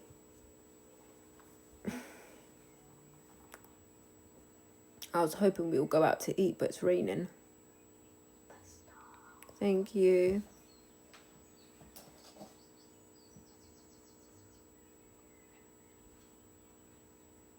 Yeah, like, even James said, we're not using this prison wife business. Like, I was never even called a prison wife once.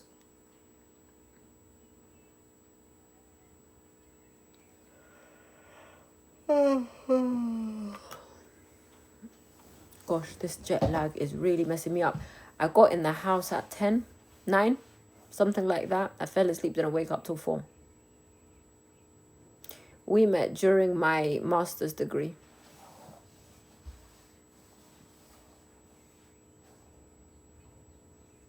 Yeah, I spoke to the warden. I spoke to everybody. Yeah. Yeah. 100%. Thank you.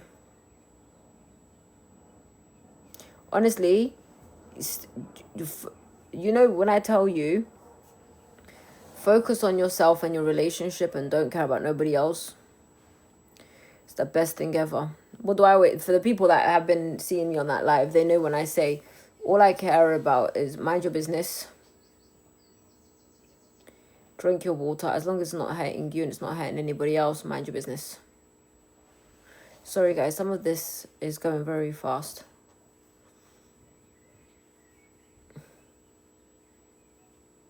If my 9-year-old knows how to mind her own business, I'm sure you guys can learn as well. For the haters. Thank you.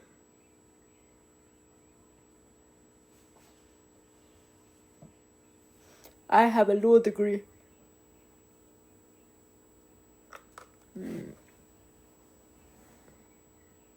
I have a law degree.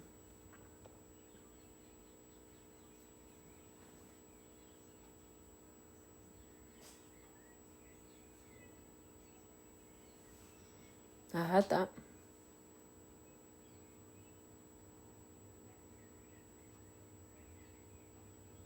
Honestly, I saw it as shouting as well, but I thought maybe he accidentally pressed the uppercase.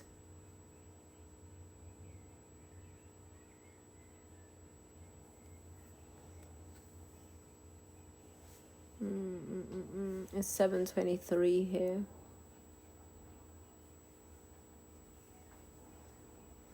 Yeah, I studied the capital punishment in America. I studied it. I studied the Constitution of America. I studied the Amendments of America. I studied the Forefathers of America. I studied I know American politics and Texas politics way better than I know what the heck is going on in our parliament.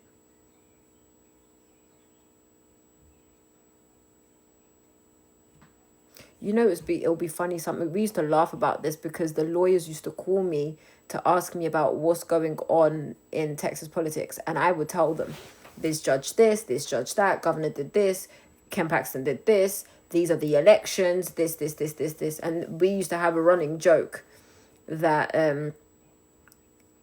that I knew the politics better than the whole legal team.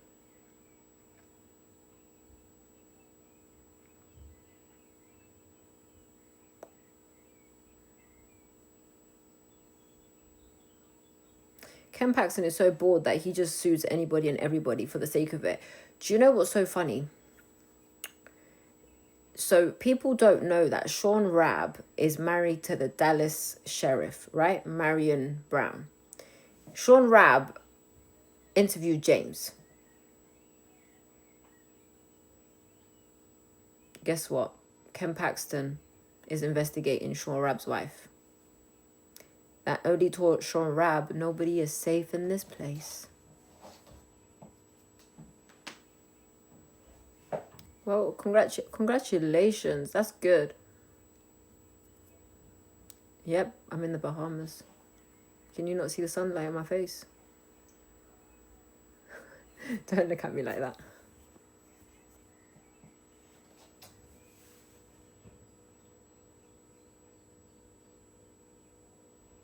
Oh, congratulations. Oh, we've got a master's startup. That is so cool. Congratulations. Girl, you better keep on going.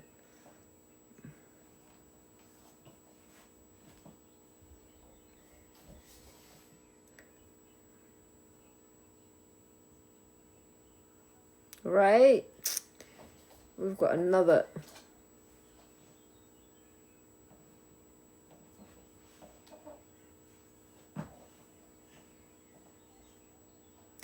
If you're going to do your masters in a subject that you enjoy, because your masters is like focusing on one module for a year.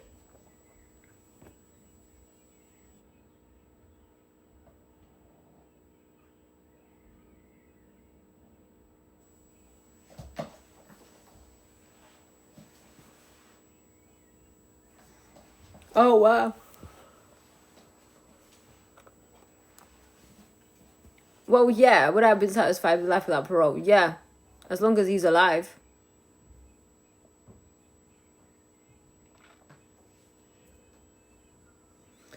Yeah. That's why I always tell people, if you're going to do a degree, or hi Brianna, if you're going to do a degree or any type of education, academic education, I would tell you do something that you're going to enjoy. Because if you're not going to enjoy it, I promise you're going to want to come out of it and you're going to end up in debt that you don't need. So do a degree you enjoy.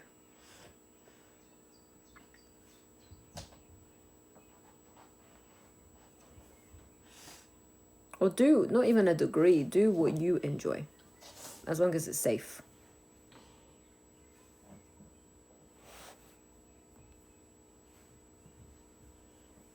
I'm going to get off in a few minutes because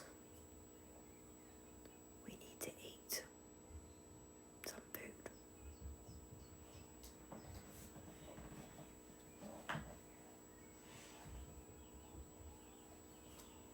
Thank you. Thank you, Rihanna.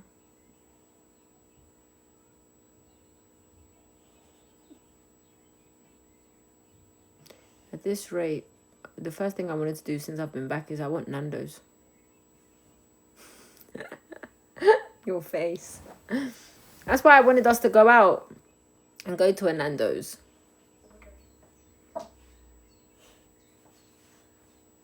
Oh, wow, Brianna. Thank you. Thank you so much for the prayers.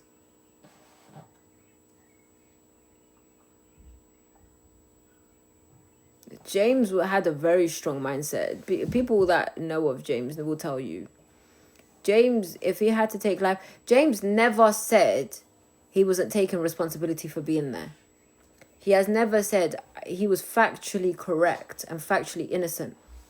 But he said, if I have to do the time for being there, I will do it because I shouldn't have not been there. But he didn't. Poor Dima Fordship. But to be executed for something he didn't do is wild. Sorry, guys.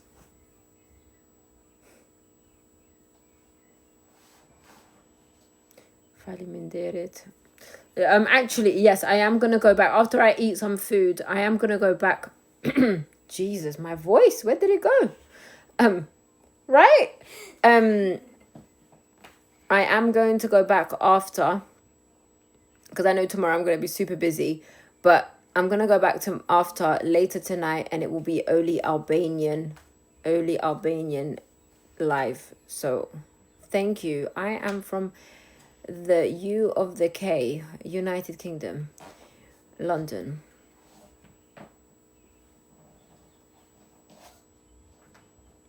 I am not practicing law. I paused all of that to focus on James's case. Thank you. I need you. You have to be here. You have to be here. You're like my Albanian superwoman.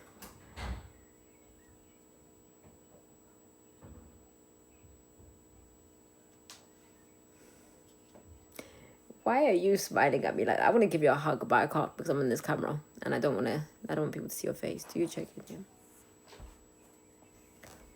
Do you know what? I think I need to go. I think I need to go through my DMs now because I've had so many and I've lost track. But I think I'm gonna spend some time going through all the DMs and replying to people and stuff like that.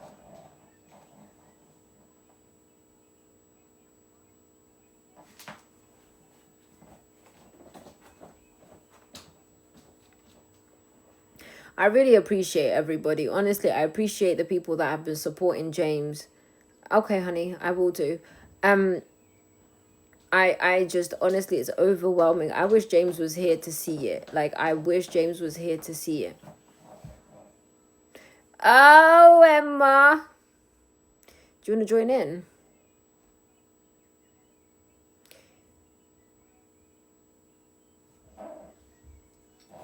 Who is the German woman on the YouTube video who used to write to him? She was his pen pal, an advocate.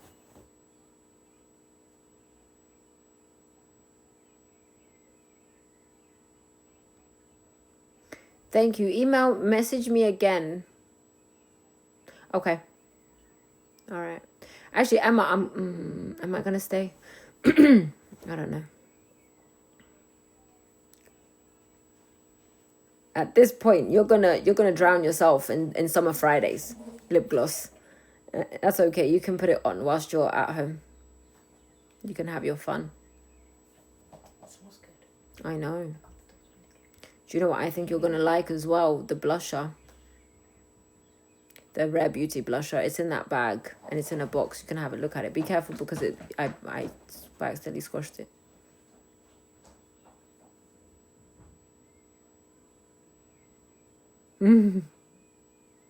This girl, I think she put them lip glosses on about 55 times.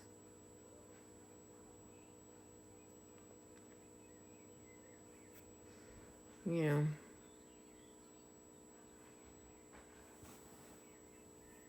Oh, Jesus.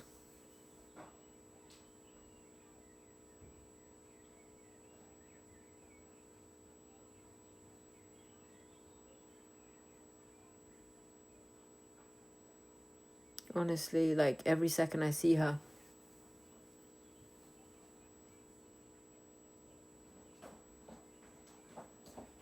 Where is it? What bag? Too many bags. Huh? Where is it? You have too many bags. The bag, the normal bag, like a normal bag, the green one. Yeah. Oh. And it's in a box. It's called Rare Beauty blusher. Worth the risk? No, sis, it was a risk that I stepped into. It was a risk. I had fun though, I'm not gonna lie. And I got $10 off. I'm not gonna lie, I did spend a good amount on Sephora. And I had Rare Beauty, guys. I know we're gonna change it up a little bit because I'm getting tired of speaking about this case a little bit. I'm not gonna lie, Rare Beauty is my go-to. I love Rare Beauty, but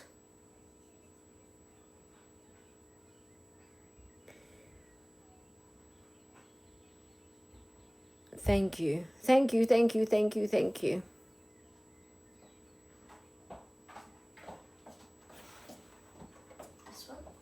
Miss Broadnax would be interested in assisting someone who was wrongfully convicted. I don't. Yeah, no, that's the Tower 28 stuff. I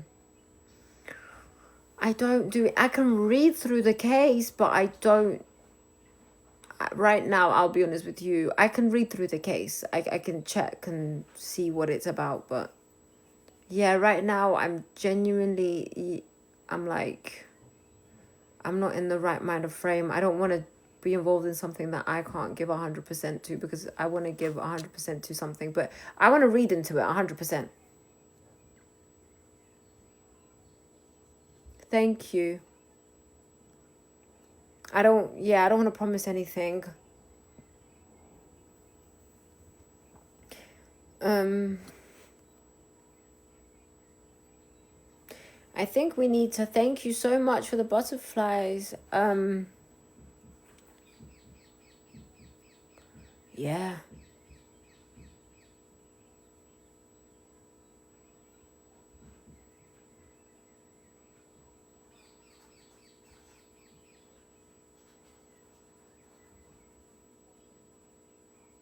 Are you struggling to find it? Yeah. Bring the bag here, love.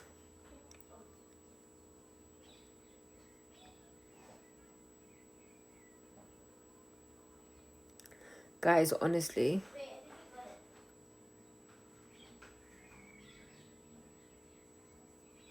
You're just being nosy because you see loads of stuff in there.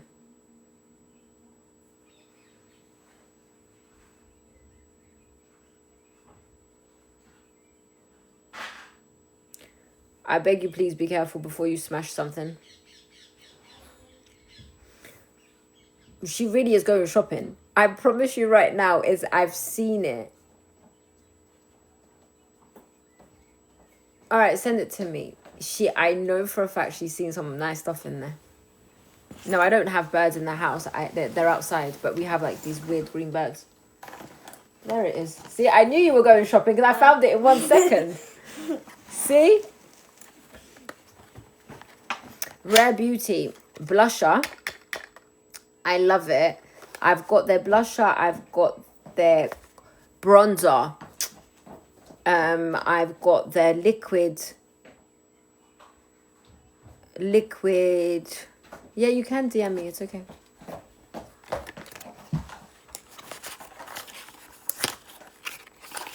Their blusher. I didn't realize how small the blusher was. Look what I did to it. I pinched it by accident. My nail went in. This is the happy soft pinch power blusher. That's okay.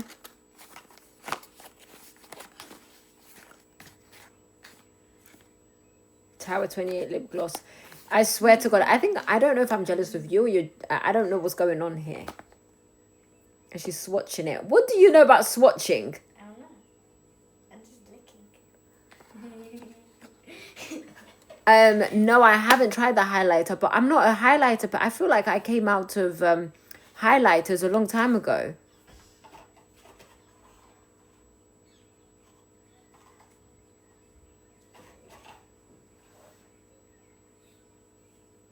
She's into skincare right now. Where's your skincare stuff? She's into skincare right now because she knows she's not allowed to wear makeup right now, but she's into skincare. And then she's into her little glosses. I used to be a highlighter person. Oh my goodness me, you would have seen highlight. I was so highlighted I looked like a flipping beam tree. Hey! Wow, it's come to... Wait, what's this? This is a gel cleanser and then... Wow. This is what I got her for her birthday. A set. Yeah. I was high. Can I try some? I'm going. Oh, it comes out looking like a flower. Yeah, I know. Wow. Right? No, highlighter was crazy. We were acting like beamers. Yeah, I'm supposed to do that. Okay, it's not fragrance. I like that. I don't do that. I know, but I'm trying. Go away, please. Okay, you can take all this stuff back now. Ready? She's trying to tell me this is not how you do it.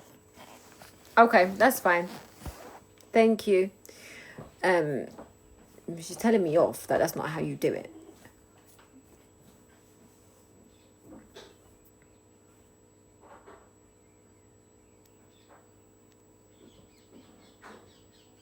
Do you know what I used to do? I used to do with my daughter. So there would be stuff that I didn't know if I wanted to buy. So I would buy it on her, put it on her. Like I would buy her, like I remember I wanted Dr. Martens so bad, but I didn't know if they would look nice. So I bought her Dr. Martens to see how it looks on her. Everything she's ever had, I buy it for her first so I can see how it looks on her and then I will buy it myself.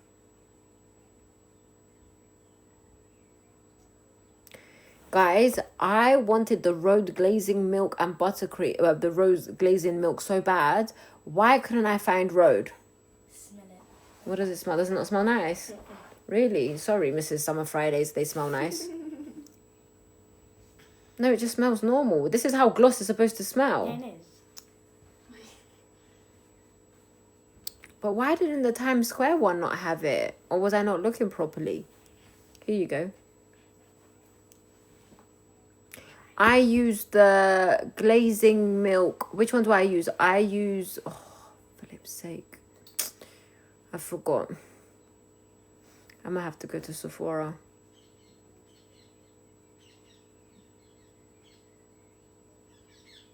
I'm not a Refi person. I had the Refi eyebrow and there was like white pieces coming out.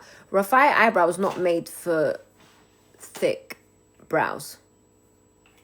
Yeah, see, you got it. She said I have the Rode phone case and yeah, see, I'm not that far. I know this one's going to ask for it soon, but yeah. Is the clear gloss Summer Fridays good? Which one is that? Because which Summer Fridays do we have? We have the birthday cake, strawberry, something, and then we have and the toasted marshmallow, and they're quite glossy. Like they're quite glittery glossy.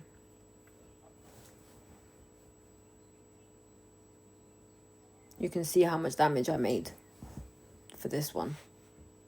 For you to have not one, not two, but 3 Summer Fridays, that's wild. Cool. That's Tower 28. Yeah, next.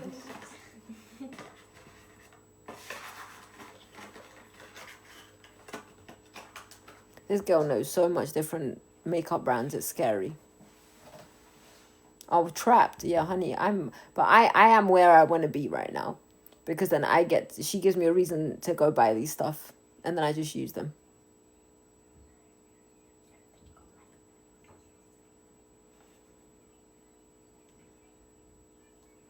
I got back today. How am I feeling? I'm here and there.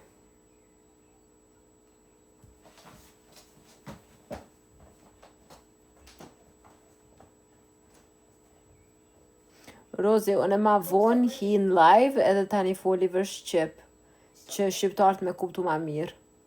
Yes, Martin. Huh? It stopped raining. Stopped raining. Anything to go have a bit of Nando's, huh? But the floor's wet. Faliminderit.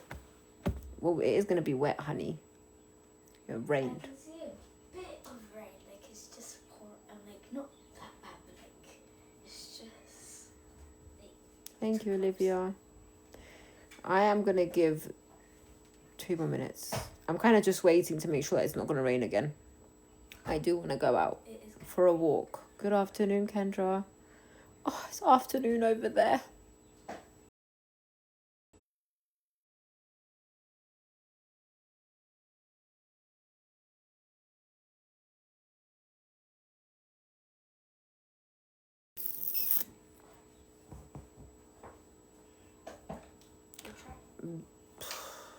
Olivia, it's very questionable. Do you want it? This. What's that, honey? This. No, I'm okay, thank you.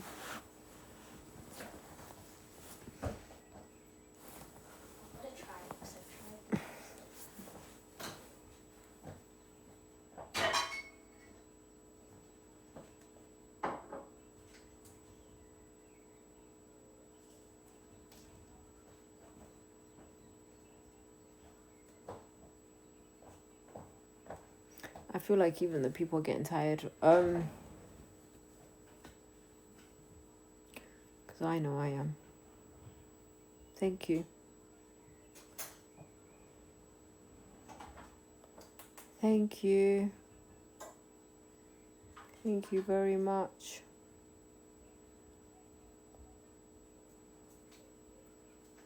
I don't want to... Do you know what, Dua? I was literally going to say, hey, but I don't know if people want to be, like, shouted out. Hey, Dua. This girl's incredible. This Dua, she is incredible, honestly. Thank you. Thank you, Naomi.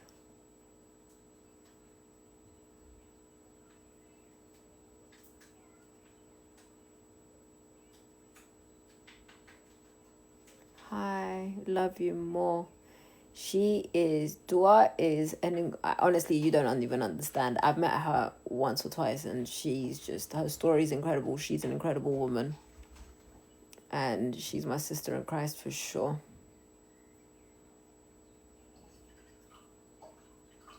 The memorial was incredible. What are you doing in there? Are you even allowed to have that thing? You're young. Give me that packet, please. Yeah, I'm sure he did. Oh, Robert, may God bless your soul, you poor Bob. Thank you. What is this? Give it to me. Honey? Yeah. Honey! What the heck is this? It's even got... My dad gave it to me. I don't care what he gave to you. I need to know what it is. energy drink. But you're allowed to drink this stuff. Doesn't say keep away from children, so should be fine. But you need more water than that on there. No, to mix. Yeah. No, yeah, mix. You ruined the moment. I ruined the moment. This girl.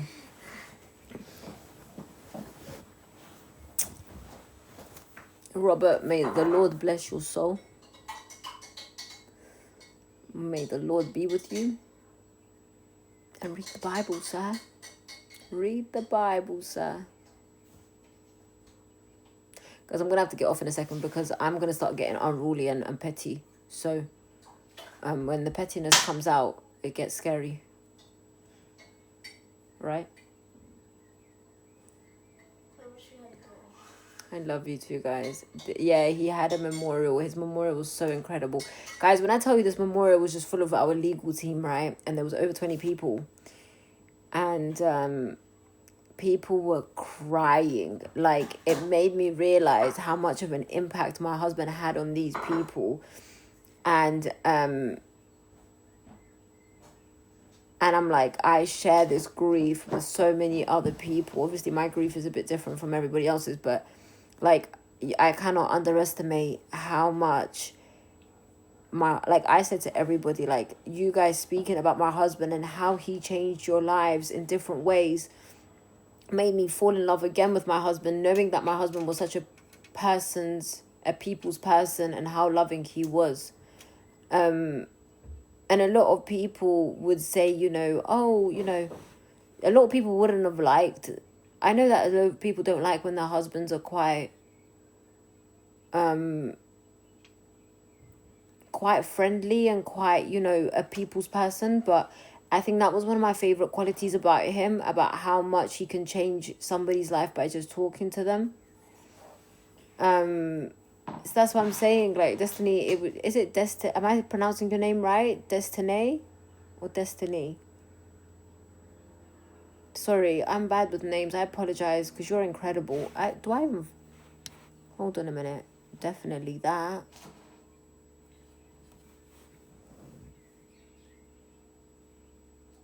He was absolutely incredible. Like, the way he touched people's lives and the way he...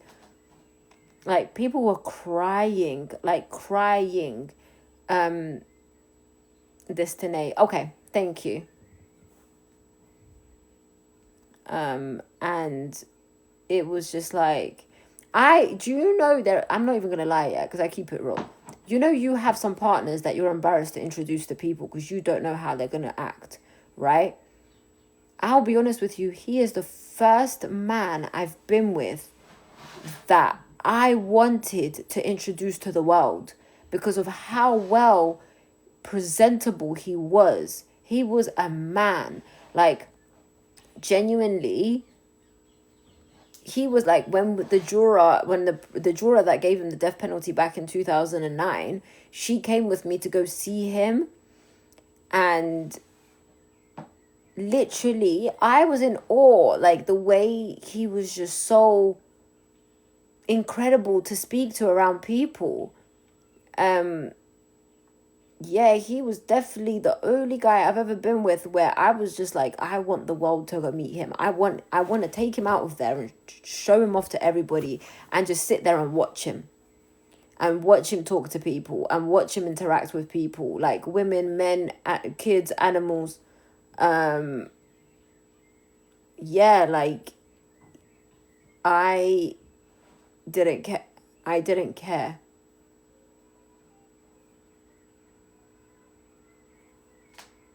If I was to speak, I don't have hatred for anybody, but if I was to speak about hatred, the one person that I despise and the one person that I've had to forgive because of Christ is David Alex, the prosecutor. Because he was the core to giving James the death penalty. He was the main person. David Alex, prosecutor, he used his own race as a power. I have never met an African American who abused his race, if that's the right way of saying it. Thank you so much. Thank you. That's who I have very big struggle understanding why he did what he did. And that's why he was so silent throughout the whole case. And he would send his other fellow friends that was prosecuted at the same time as him. Thank you so much. See, one thing that I know that it was God's will for him to go home and be with Jesus was because the amount of people that was praying, not just from Christianity, but every religion that was praying for James. Like, I know God heard it. But thank you, Danny. But I know that God wanted him home. And that's where I find peace, because the amount of people that were praying, there is no way the heavens didn't hear it. There's no way that the heavens weren't shaking and didn't know James Broadnax's name. And I found peace knowing that it was time for Jesus to be with James. It's hard because physically I don't have him here. But nothing can be done without the divine will of God. And I've said it to a lot of people, and it's sad to say this. Some people die in tragic ways, and some people die in peaceful ways. But when it's God's will, remember, God speaks about in every religion, he knows when you're going to be born and he knows when you're going to die. So nobody can sit. I don't believe in their life got cut short. I don't believe in that, because nothing can happen without the authority of God. It's just a shame that some people pass in ways that the human eye will see as heinous and as tragic and as bad. But God knows when you're going to go back to him, whether it be in the death penalty or not. And that's where I find peace in knowing that it was God's timing for James to go home, even if it's in a way I didn't like it. Life cannot be cut short. When it's time for you to go, it's time for you to go. I pray I do see him again one day.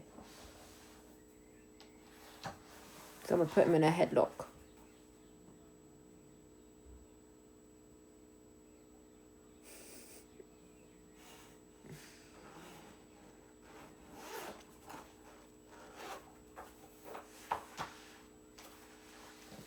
Me and James, we were like children. We were like kids, honestly. We was like kids.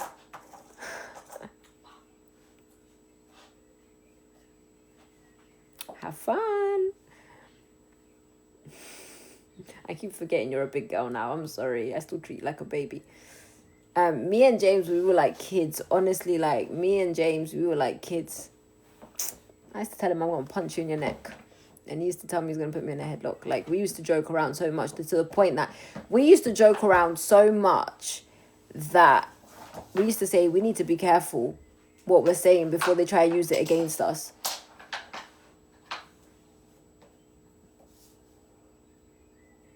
That was my best friend, man. There's no man in this world that can say he's seen me the way James has seen me. Like, I'm not even going to lie. All you guys that I told you I loved you, that was a lie. What? I do love God. No, I do love God. God's unquestionable. I don't have to question my love for God, but after God. Yeah, me and James would be hilarious. We used to argue like siblings, if that makes sense. Like, we used to argue like siblings. Bicker like old couple. But then we would just laugh it off.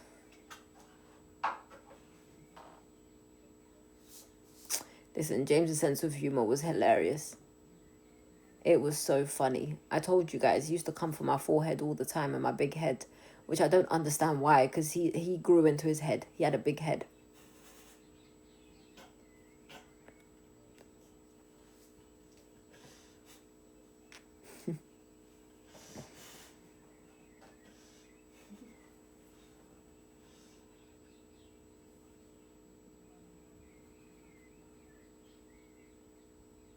I just wish we used to be so scared about going live together whilst right we used to be so scared to go live together because we didn't want him to get his tablet confiscated, and then obviously not us to be able to speak.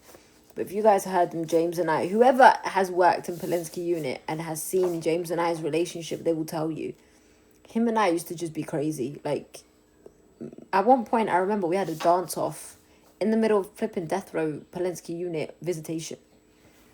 Like, he was trying to show me that he had rhythm and he had flavor by two-stepping. Like, boy, you didn't have that much space to be moving around. I did. He would say him, but what was your plans if you were ever to be released?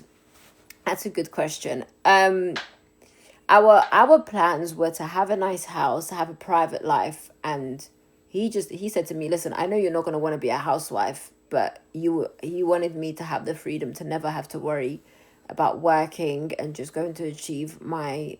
Oh, look at that. Zon, I haven't seen you in a long time. Thank you for coming.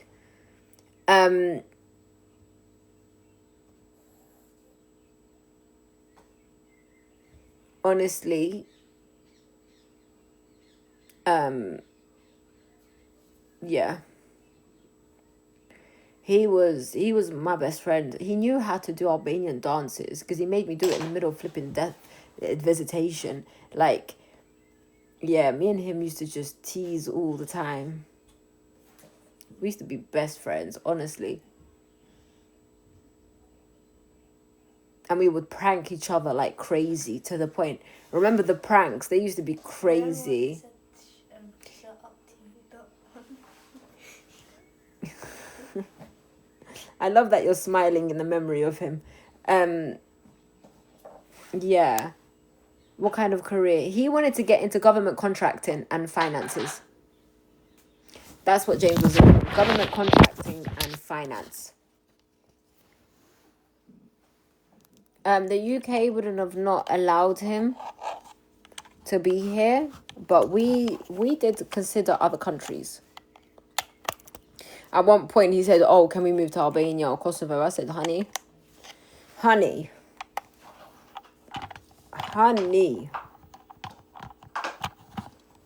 they'll put you in the Big Brother house in the first moment they get.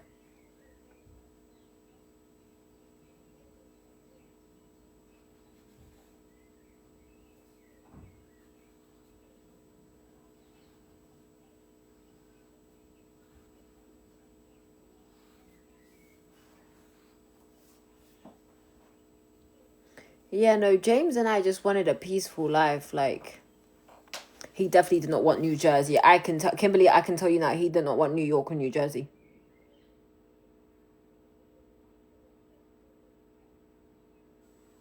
I think I'll be honest with you, it was between Georgia and California for us.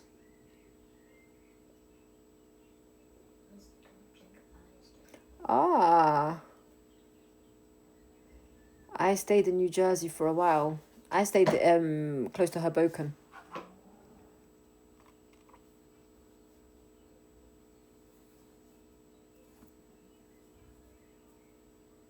But yeah, no.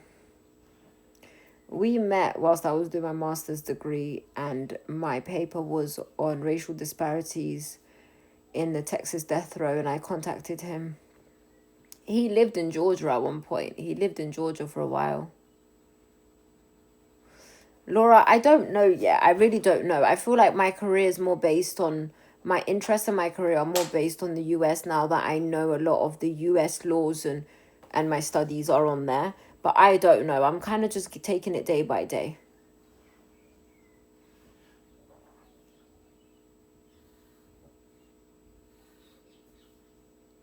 I don't know. I'm still going to pursue... I'm going to start practicing again. Well, not again. I'm going to start practicing law.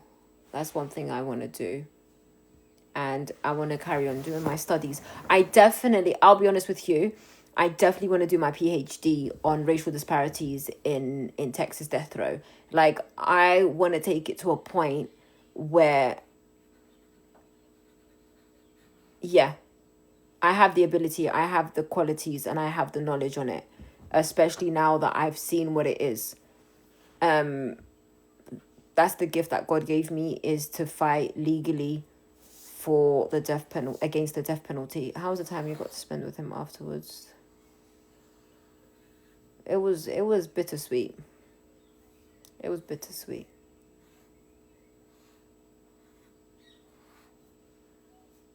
I've been studying the damn thing for so many years. Like, at this point, let me make you. And now, obviously, losing somebody so close to me, so that somebody I love, to the cause, is like.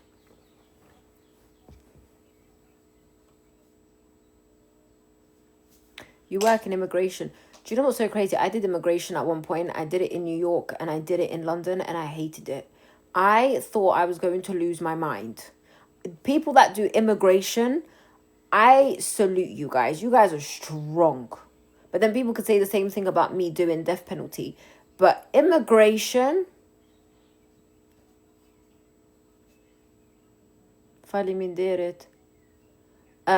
immigration is another level. If you guys do immigration in America, like I did,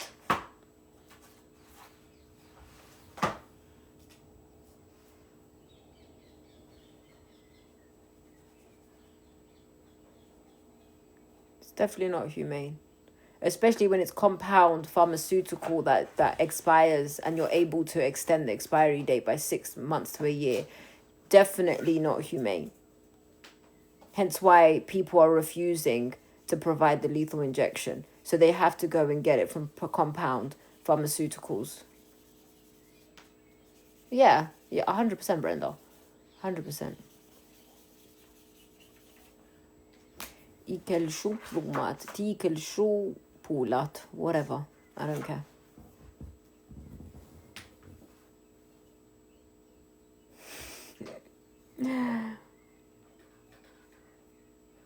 Thank you.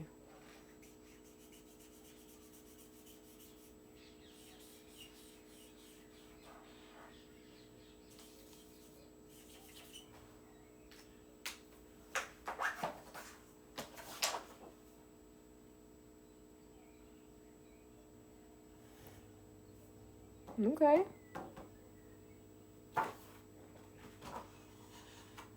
Që shto po thojnë bre, e mirë, ku shka me bo. Po thojnë da e mirë, do po thojnë e keqe, do po folin për mu.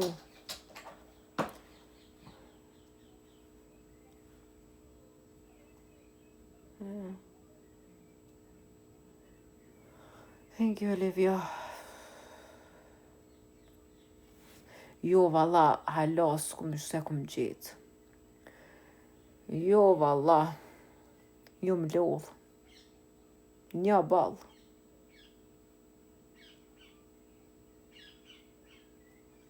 Jo beselak. Se di, në hanë e kum gjetë. Guys, I'm gonna get off. I need to go on the Albanian one. In about 2 hours. But yes, the next one I'm gonna go on is gonna be predominantly Albanian, guys. I'm so sorry. Thank you. Thank you so much. Thank you, guys. Let me go eat some food and spend some time with the child that everybody said I abandoned. We can go through the makeup. Okay, guys. Thank you, Donette. Thank you so much. Love you guys. Destiny, listen, me and you need to speak. Yeah, hello, martume. Yo, yum share. Goodbye. Hugs, Monica. Thank you. Yes, I'm coming back on live, but it's going to be only Albanian. It's only going to be in Albanian because once I eat some food, I definitely know I'm going to be Albanian petty. And I think it's time that I be a bit petty. Probably about in 2 hours. Maybe less than that. But yeah.